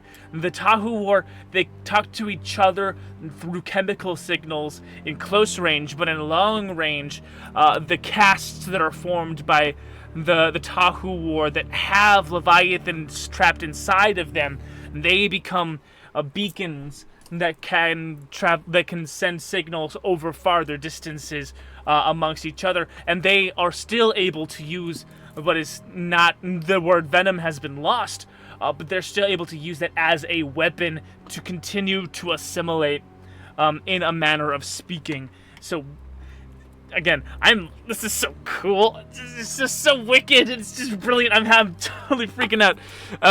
Ocean stuff, man. Ocean stuff gets me going. Ocean man. Okay. So that was one major miracle, and that was one ordained commandment. So you spent. And you also stole a couple of points. So you spent 10 of your own points and 2 of Lissa's. Lissa. Let's not let Moss have all the fun. It is now your turn. Okay, so I would like to perform a major miracle. Alright. To cause essentially what's going to happen, like, if we're talking scientifically. The orcas and dolphins, because they're close enough in, like, species types, they hybridize. Okay. And become a species that now has like opposable thumbs, essentially hands. Okay, you give them fish hands. Yeah. And they're called the Dorcaire. The Dorcaire. The Dorcaire. I like it. I like it a lot. Dorcaer. Dorcaire. We have to roll that though. Oh, we do. Yeah, we do have to roll that. I keep forgetting. Again, you can continue. You can steal up to 3 of Moss's points to beat my roll. I have rolled a 7. I definitely beat that. That's a 6, a 4, and a 4. Who said genetic engineering was hard? So describe to me the manner in which this hybridization leads to opposable thumbs, because there's a couple of, like, there is some divine intervention at play, but there's still probably a couple of steps that need to happen. So what happens is, instead of it being like a flipper, so we're all, like, as mammals, we are all related to the same fish. That's why any land creature, if you look at the structure of our hands, they each have the same amount. Structure of a fin too. Mm-hmm. We have the same amount of like phalanges as they do like bone in fish fin. So what happens with this is, instead of it staying as a flipper, it turns into more fin-like, but like, think human hands with webbing in between. Gotcha. I'm thinking like a kappa. Yeah, kinda. Do they get like human arms as well as, or is it just like really big hands? I think there is some divine intervention to essentially cause them to have actual arms, but not like disproportionate to their body. It looks. So we're looking at like halfway between like a full-on orca and a full-on mermaid, just kind of halfway there. So halfway there. Eventually, maybe if we're lucky, they'll turn into the Zora, but we're not there yet. Pretty much. Pretty much. Right. And you need to you need a new, if you'd like to. I was also going to choose a new prophet. Yes, that costs 3 faith. Since it's going to be the only prophet of this new faith, of the reimagined faith, I guess, we do not have to roll for a schism because there's no schism to be had. The prophet is named Minari, and I think the Dorkair are a matriarchal species. The Minari. Minnari. Minari, the High Priest of Christrix. Priestess. The Priestess. The High Priestess of Christrix. Trickster God. Christrix. Trickster God of Friendship. How do you present yourself? How do you awaken Minari to what you are and what you stand for? So what Christrix does is, Christrix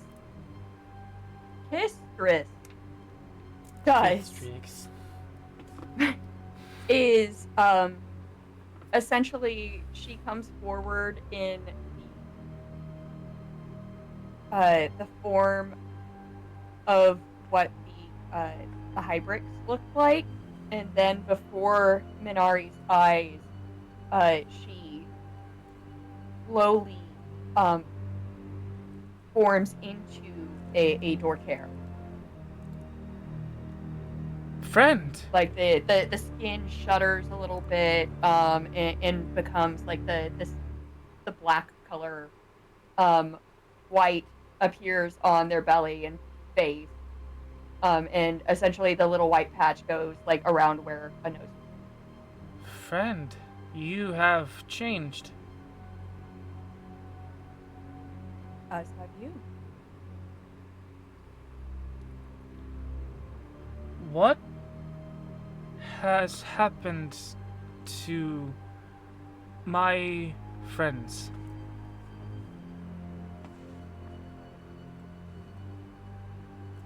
Sometimes there are natural disasters that I cannot prevent. But that is all the more reason why, when we can. You are very quiet. I cannot hear you. Sorry. Sometimes there are natural disasters that I cannot prevent. Which is even more reason why we should come together to help one another to get through them. Okay. I understand. Thank you for these. Not sure what they're for just yet, but we'll figure it out. Kistris walks over to like the harnesses and whatnot and starts fumbling with not fumbling, but like actually deftly showing how to undo everything. The tools are here. All you have to do is learn how to use them. Okay. And Minari calls out to her people, and a small group, a small new barrier is created in the ruins of the old city. And what were essentially the cows of this world rise up and take the spots of the people of this world. We created minotaurs of the sea! I love it. So good. So that was Lissa's turn. You did choose a new prophet and create a major miracle. That cost 5 points and 3 points. I still have 5 left. You still have 5 left. Moss, you still have how many points? I've still got 5.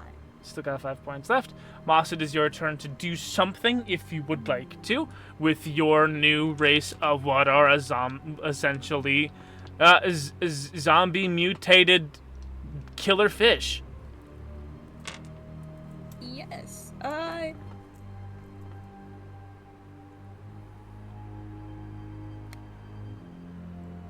So, if I were to make another prophet, it can be a prophet of like the same species, right?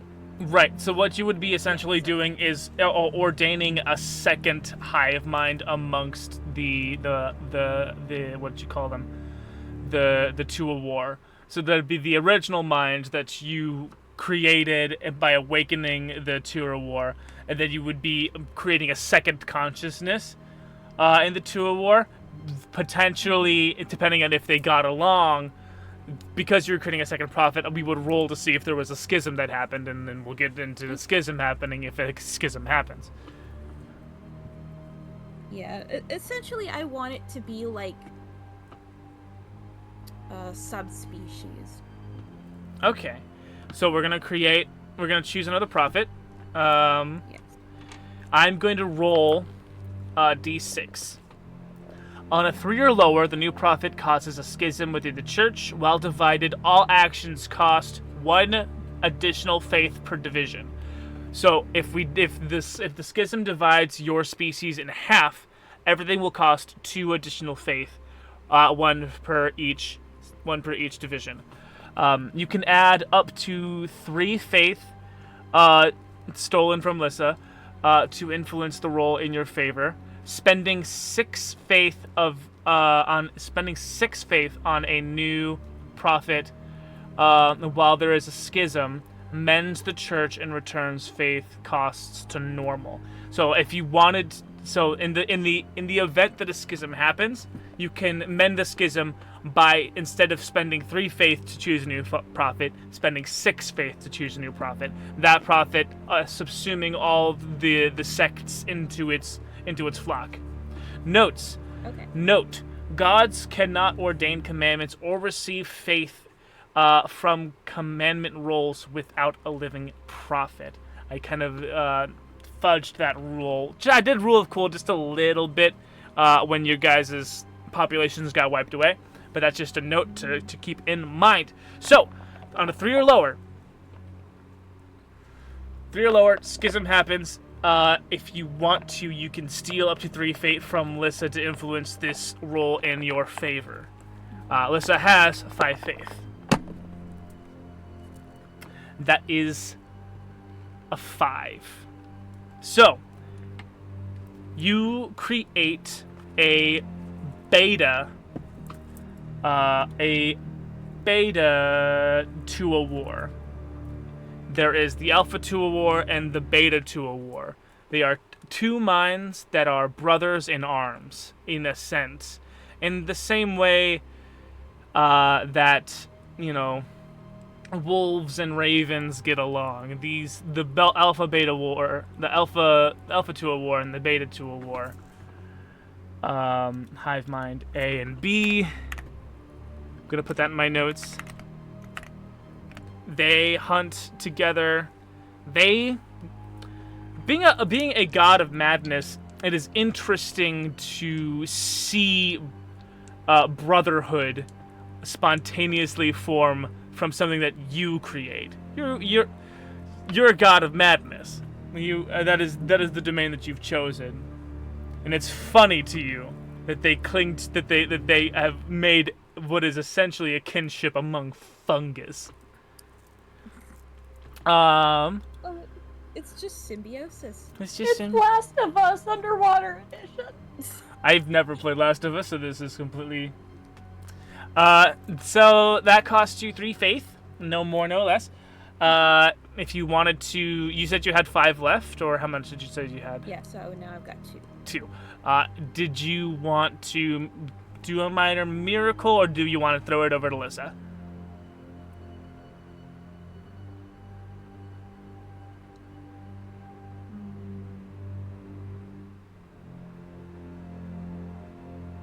I've got nothing. No. All right, Lisa, you have 5 faith left, correct?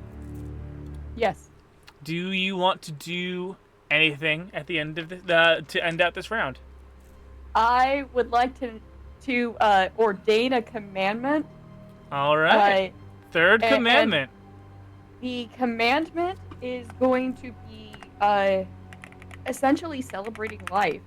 So because the Dorkair remember the hybrids, they're essentially remembering where they come from and celebrating the life that was lost along the way.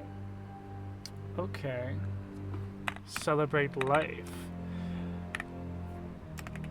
And how is this recognized in the culture? Essentially think Day of the Dead. Dia de los Muertos type thing. Yeah. So there's now there's de los Muertos. The Dia de los Muertos. There are 2 holidays now in your culture. There is the Life and Harmony Festival of the Hunt and Harvest, and there's the Celebrate Life Festival of Remembering the Dead. And I'm gonna say that at the very least, not for the very first couple of years that this is celebrated, but in years to come, in this culture of sea cows, that on this Remembrance Day, it is said that the hybrids can return in spirit form and share their tricks and techniques taught to them by their fathers and their father's father from beyond. In the same way that, I guess, the race of hyper-intelligent cats, when we all die, will find our YouTube videos and be like, fucking idiots.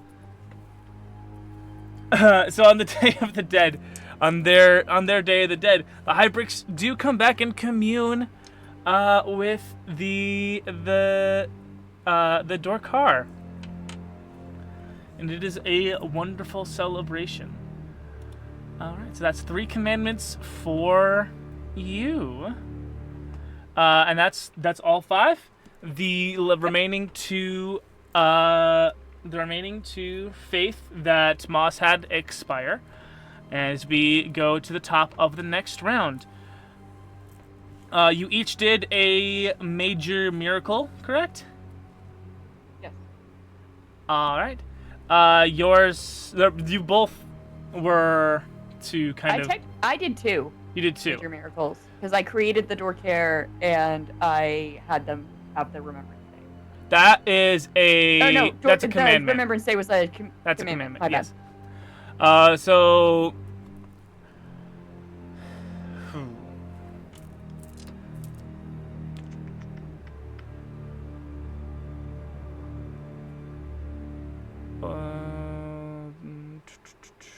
Hold on.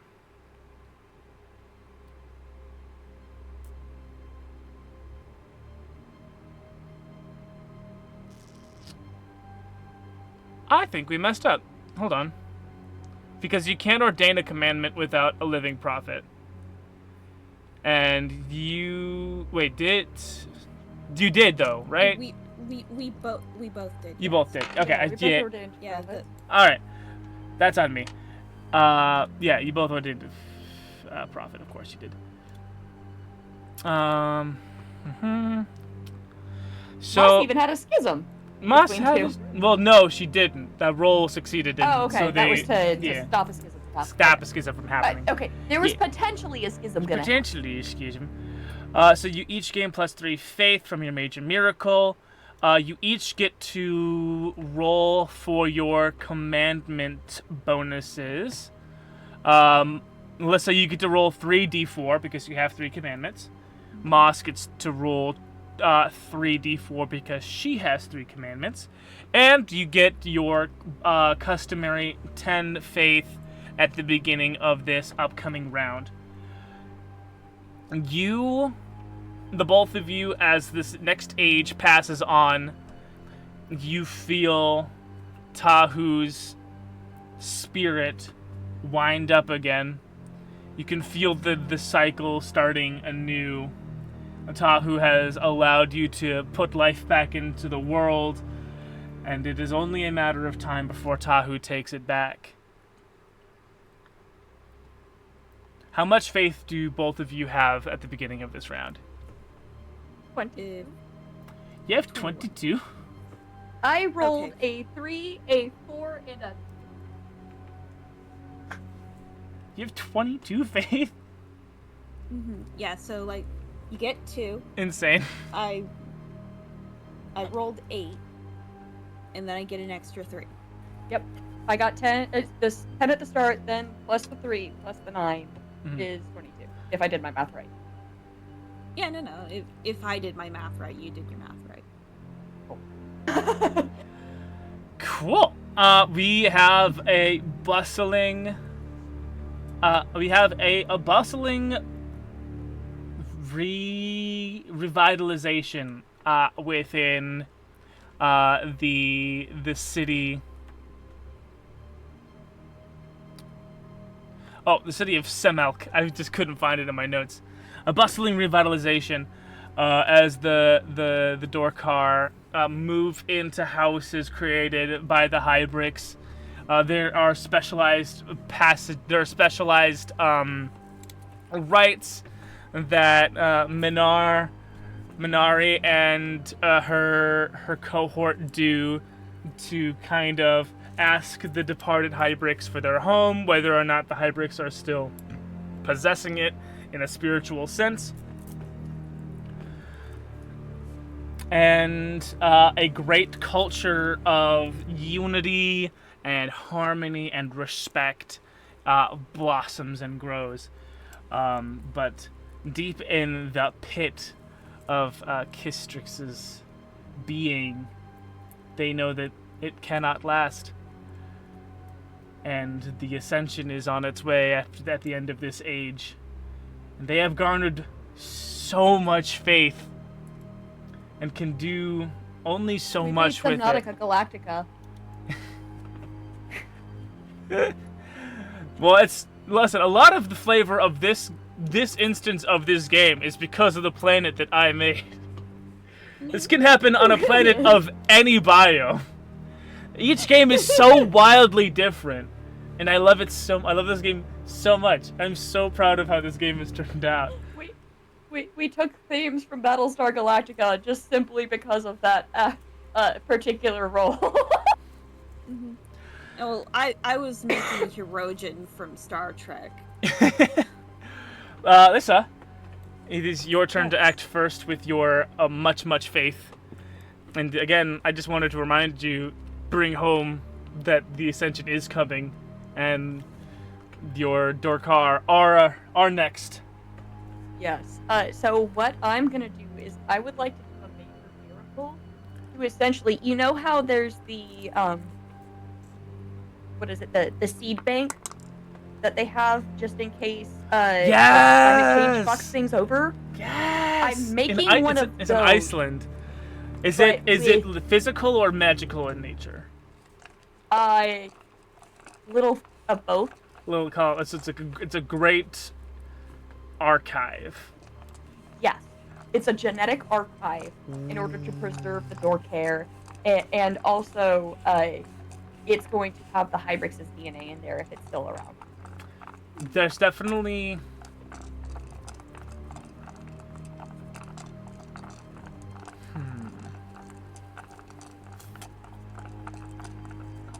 That is interesting. Do I let the Hybrix's DNA survive? Oh, have their corpses decayed yet? Well, in my mind, they all became spirit and light. Their bodies became spirit and light and energy. But okay, so yeah, that's the Ascension. Not Battlestar Galactica, Babylon 5. Oh, it's also the energy the pure light tree people from Dark Crystal type shit. Yes. I just love this. I just love the trope of Ascension. I can't remember what the other species was called. Their combined form. The Skeksis and Mystic.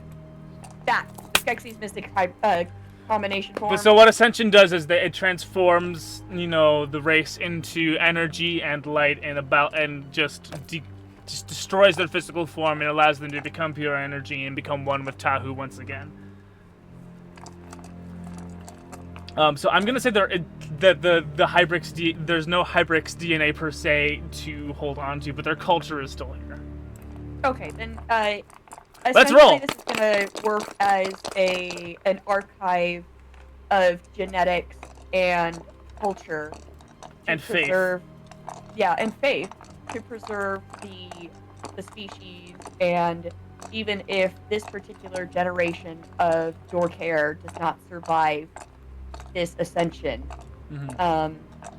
they still have the ability to continue on and have access to all of the knowledge, so it's not lost. I do believe that this is well within your domain of friendship. Let us roll 3d6, 3d6, and again you can steal up to 3 of Moss's points in your favor. I have rolled a 12. I swear to fucking God, that's 666. That's 666! That's 666! You know what that means? You can declare a new domain! Okay. Wait, oh. Rolling a major miracle or minor miracle, if you roll all 6s, you can add a new domain to your godhood. Domains can be as solid as stone or as nebulous as thought. So you can become Kistrix, trickster god of friendship and... civilization. And civilization.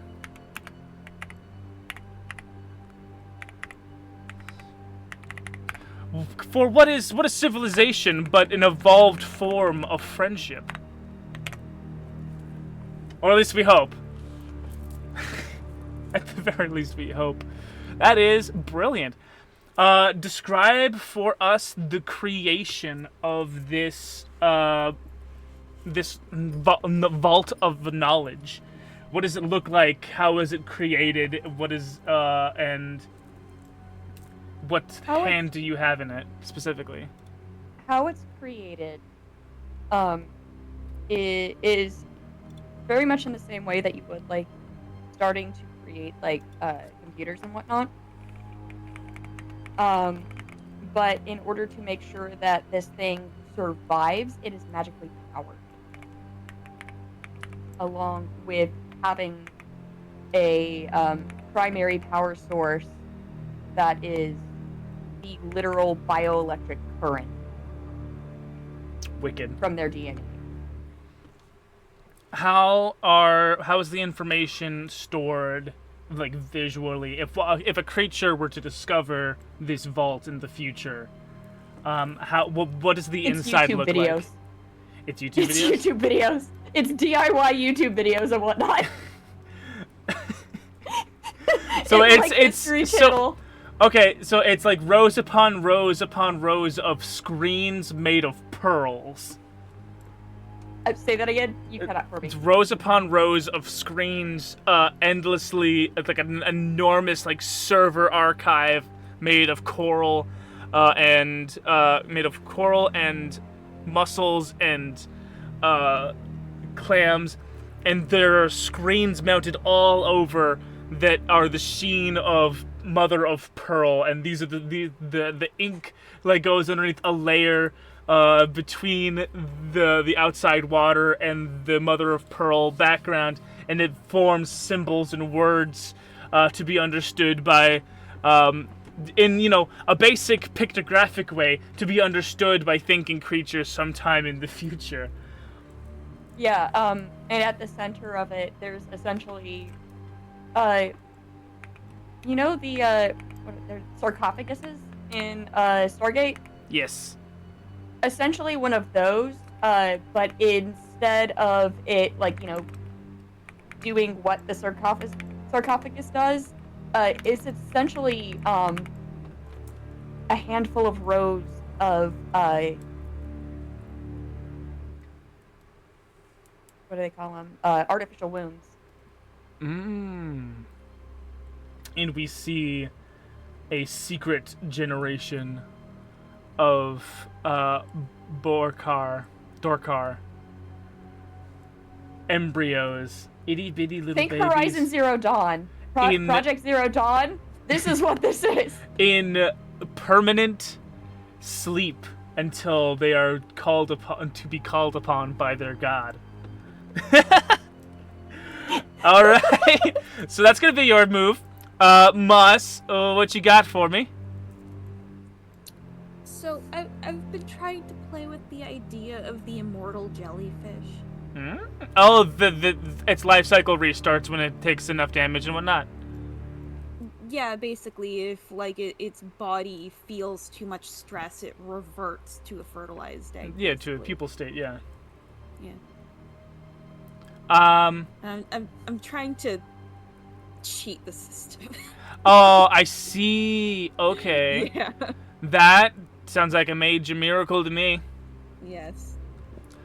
So you're trying to create within you're trying to impart onto Tour War Alpha and Beta the ability to revert into a pupal state if they give under the right conditions, the conditions being life-threatening.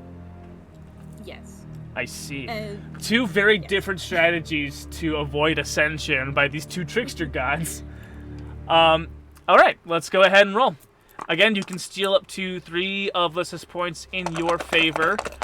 This is truly an insane plan, so I am gonna just preemptively give you, say that this is towards your +3 faith at the start of next round. So that is... I love how these are two very different approaches with the same technical ending. Yes. You have to beat a 10. Even stealing 3, I don't beat that. Okay. Yeah. So, I'm gonna give you a choice.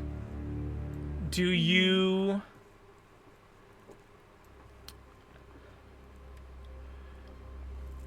Do you only give the ability to Alpha or Beta, or do you make it necessary for both, for an instance of Alpha and Beta to be present for the metamorphosis to occur? So How about 50-50? Half of each. Half of Alpha and half of Beta gain the... Yeah. So you create a set... Okay. So because we're not able to fully execute on the original purpose, because you failed the roll, we are compromising and creating a cast of Alpha and Beta that is capable of doing it. So still a large portion of your new race will die, ascend, come the ascension, but half of alpha and half of beta will use this new capability to revert to a pupil state. So you give them that capability. That's so cool.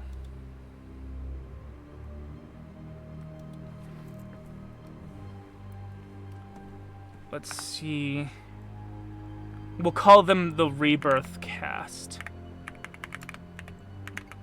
So we have a cast of Alpha and Beta that can use Venom or the telepathic powers of the Leviathan race. We have a cast of Rebirth, Alpha and Beta, that can do the Rebirth thing or the Venom Rebirth thing. And we have a race, a cast that is neither, and we have a cast that is both. Very rarely is there a two a war that is both capable of using Venom and is capable of doing Rebirth. But there are instances, and they are very powerful within your retinue. And I'm just gonna say that the zombified corpse of your original Prophet Sharp is one such rare instance of a 2 war being a Rebirth cast and a Venom cast.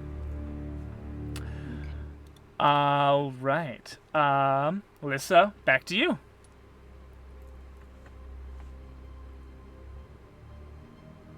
So I think we are going to attempt to perform a major miracle. All right. What is the goal? This is your second major miracle. The goal on this one is to further strengthen the shield. Okay, in what way specifically? Specifically to further protect the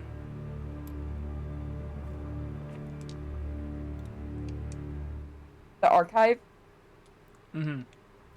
Is this a fortification of the original shield or a creation of a smaller, stronger shield around the archive? Smaller, stronger shield around the archive. All right. The original shield being formed of friendship and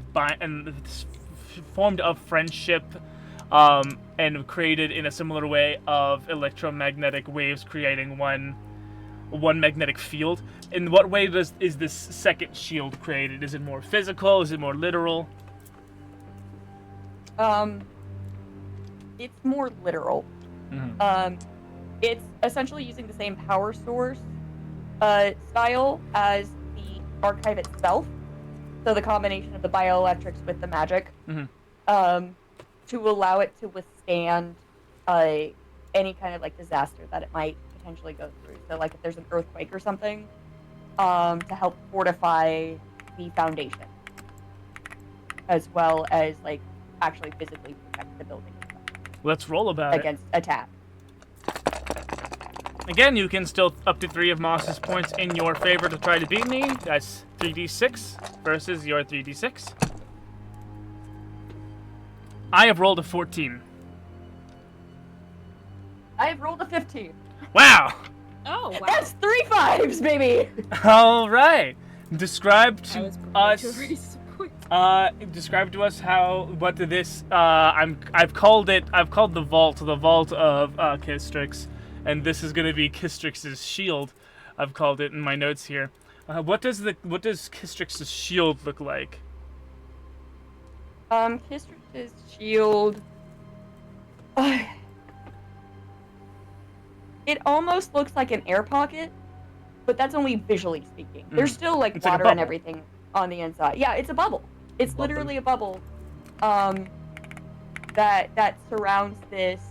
And in the same way that if someone had malintent was to try and come into the civilization, it would keep them out.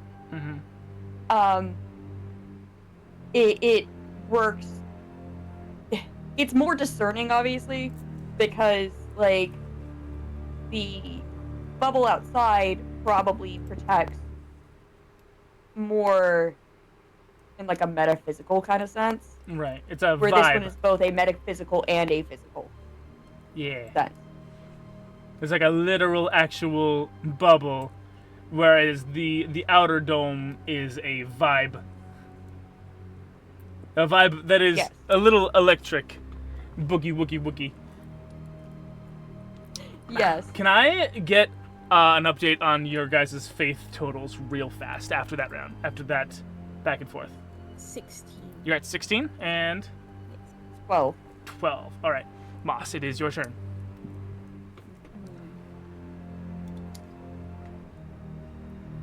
I want to create an artifact. All right. This is a major miracle.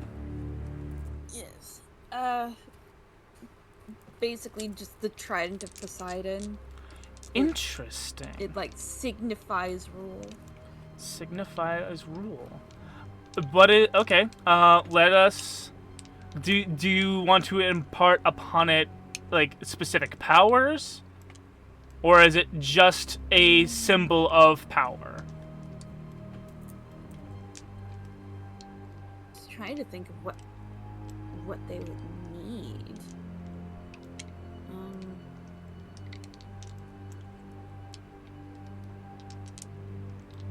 Just like a power buff, I guess. Okay. Yeah. So at the heart of... Okay, let's roll about it. 3d6 versus my 3d6. Yeah. Again, I'm going to keep telling you this every time we roll. You can steal up to 3 of Lissa's points in your favor. Yes. If I need to. That Ooh. you will have to beat... let's see... 14. 16. All right, 16. How does this trident come to be? And do you give it to Alpha or Beta? I give it to Alpha. All right. How would you like to describe its look, its creation? I want it to be created by a feat of strength. So like they defeat some horned creature and the fallen horn forms into the trident. Gotcha. Okay. So the great cloud of war goes into battle against this enormous megalodon, but it is a megalodon not of this world, but of an alien world, and it has many bony protrusions, many spikes that in and of itself excrete great amounts of deadly and toxic venoms and poisons. And in its defeat, amongst its horns and such, we see Gorgoroth surround it in its essence, and with its divine tentacle pluck a trident shape from the bony growths and hand it to the prophet hive mind Alpha.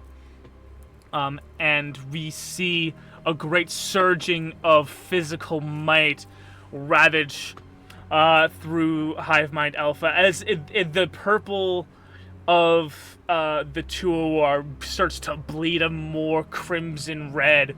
And so from that point forward, all of the hive mind of the Alpha Tuawar is red, and the Beta Tuawar remains purple.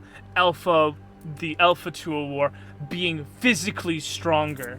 And we see the Tuawar that has taken over the two-headed shark of the Prophet Sharp now holds this trident and is a literal figurehead leader of both halves of the Tuawar race. Right. That is definitely gonna you guys have been doing nothing but fantastic major miracles for your domains, just ensuring that you get a whole bunch of +3s at the beginning of the next round. Lissa, it is your turn. I would like to ordain a commandment. All right. Oh, commandment number 4. And that would be documentation. Commandment 4. So like documentation of the farming techniques and everything that they're doing, anything that they're creating, even including little bits about like their family, even. Okay. As almost a a time capsule. Awesome. A written language is developed by the brainier Dorkar. They discovered that certain shells will scratch and leave marks on certain kinds of stone, and so stone tablets and pencils and pens or sharp wedges of certain calcium-rich shells will become used as writing implements. There are chiselings and carvings and documentation. Documentation is a now core tenet of the culture of the Dorkar as the prophesied ascension creeps ever closer. Can I get an update on both of your guys' faith totals? 7. 11. 7 and 11. Moss, it is your turn. Are we getting Slurpees after? Don't tempt me. We don't have 7-Elevens here. Ah! Closest thing we have is like Quick Trip or Racetrack. At the end of this round, we will be ending because we are going over. Yeah, I'm looking for a specific word. Interesting. I guess Describe it to us and maybe we'll get the vibe so we can give you the word. Robot. I guess colonize would be the closest to what. Colin. Okay. Your commandments are subjugate the weak, evolve, and spread. I think you have colonization down. Okay. Yeah, but like, not just like spread their influence, but like command the influence of the area.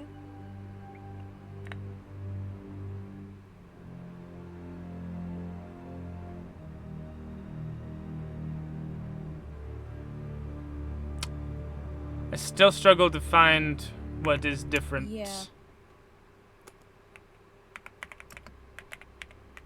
I don't know. It's,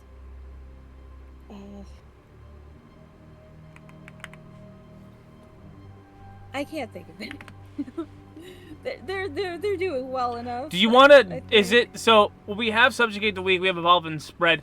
That's more or less in terms of take other forms from creatures and make it unto yourself. What we don't have here is slavery. Yeah, I don't want there to be slavery. Like, there's Mm-hmm. cooperation so much as the weak obey the strong. Okay. A pecking order. Yes, basically. I thought, Everywhere but is I a feel like prison that yard. gets kind of taken care of with the establishment of the caste system that you had. Yeah. Yeah. There's already you don't have a lot of social order, but you have a more of a system that is biologically baked. You've created. Yeah, because like we're a hive mind. You're a bio machine, more or less. Yeah. Might I suggest taking a look at the Borg? The Borg. Yeah, we are underwater Borg. Bioborg. Bioborg. TM. Gross.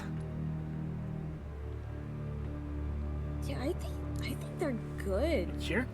You wanna? Cool.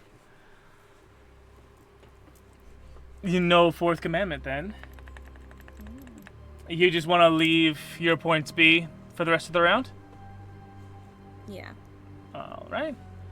Lissa, do you want to spend any more of your points before we end the round? I definitely do. I would like to ordain another commandment. All right, that's another 5 faith. Feel free to steal some of mine. And with that, can't I would steal like to them ordain to a create commandment. art, Oh. like different art forms.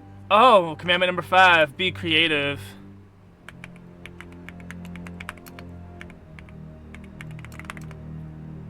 Commandment number 5, be creative.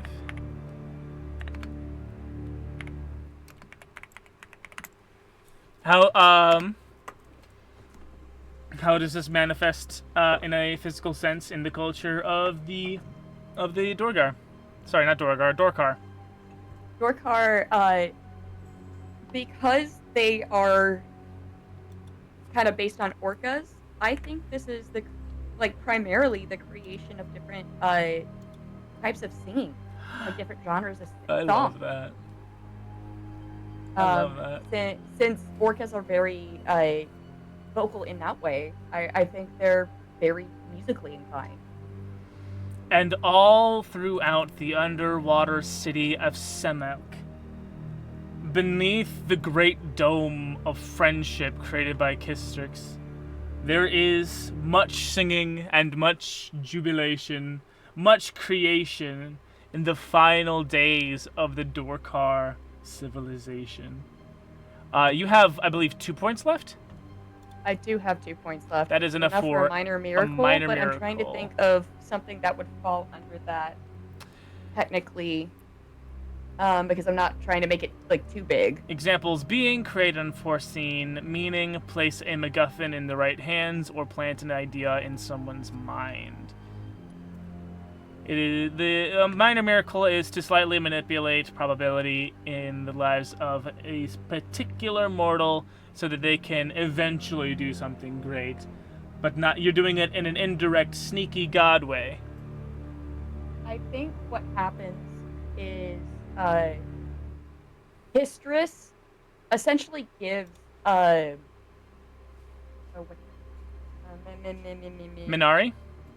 Minari Rock. Anyways, gives Minari an idea of what's to come.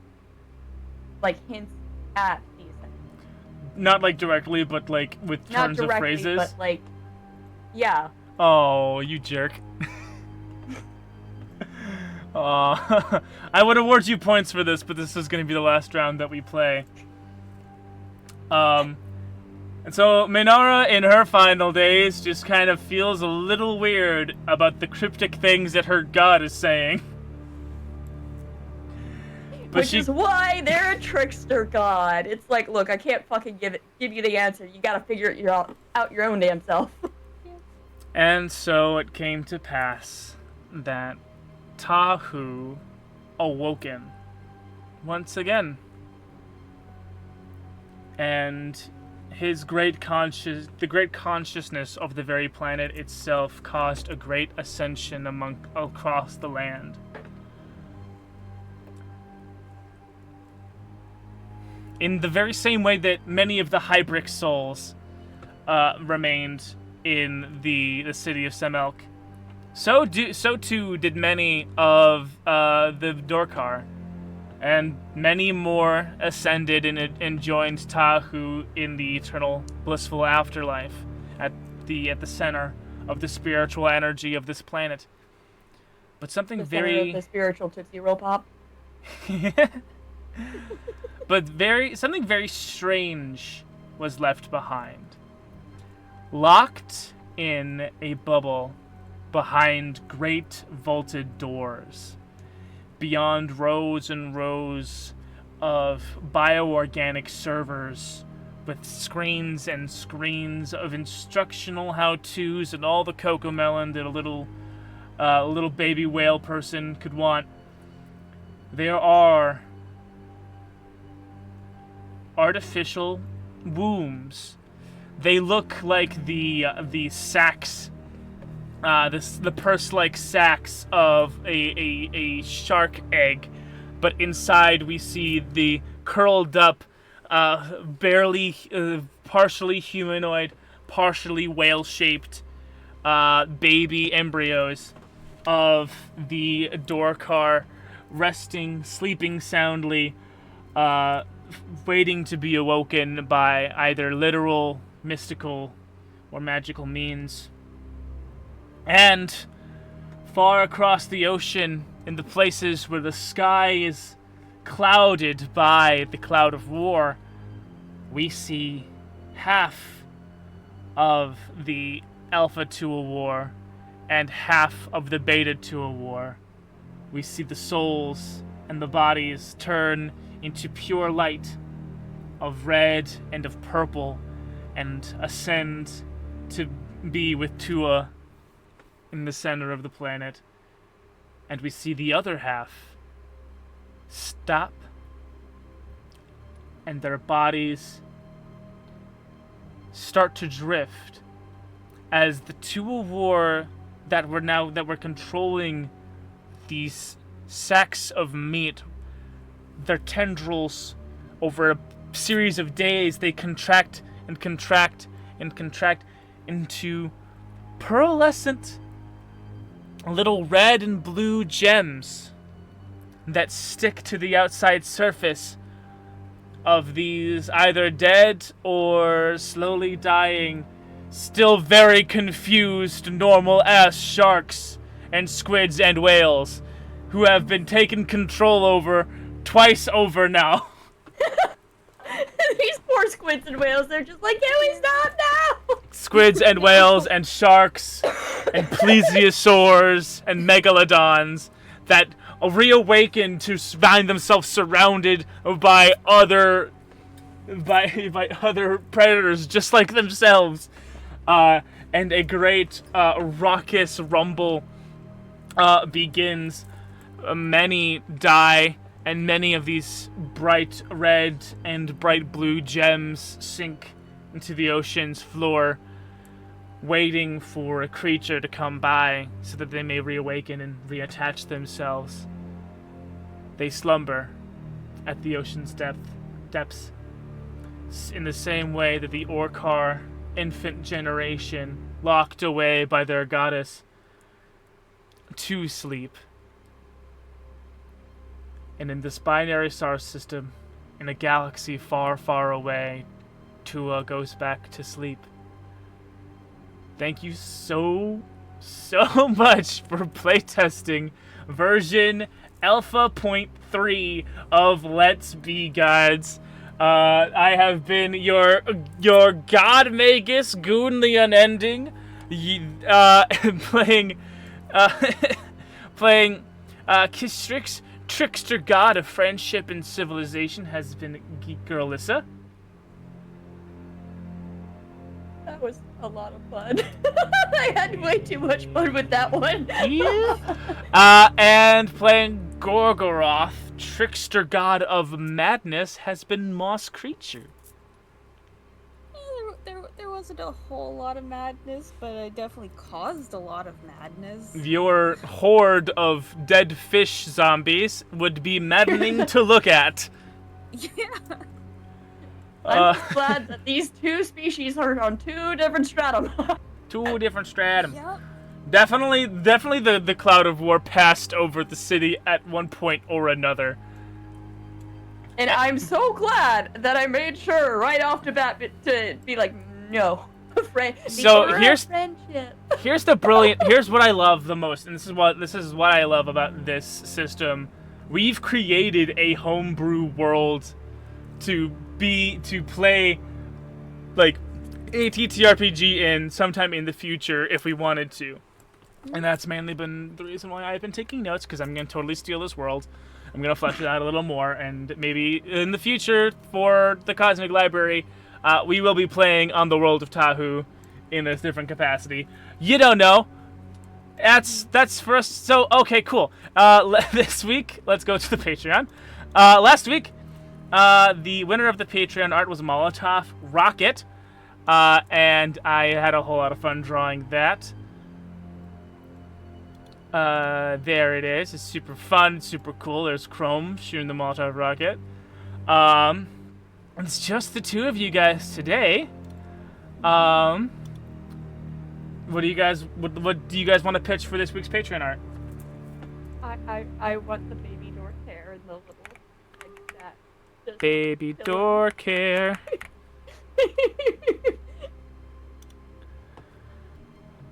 I want the image of a little bit like fetal dork hair like sucking on its thumb in the egg.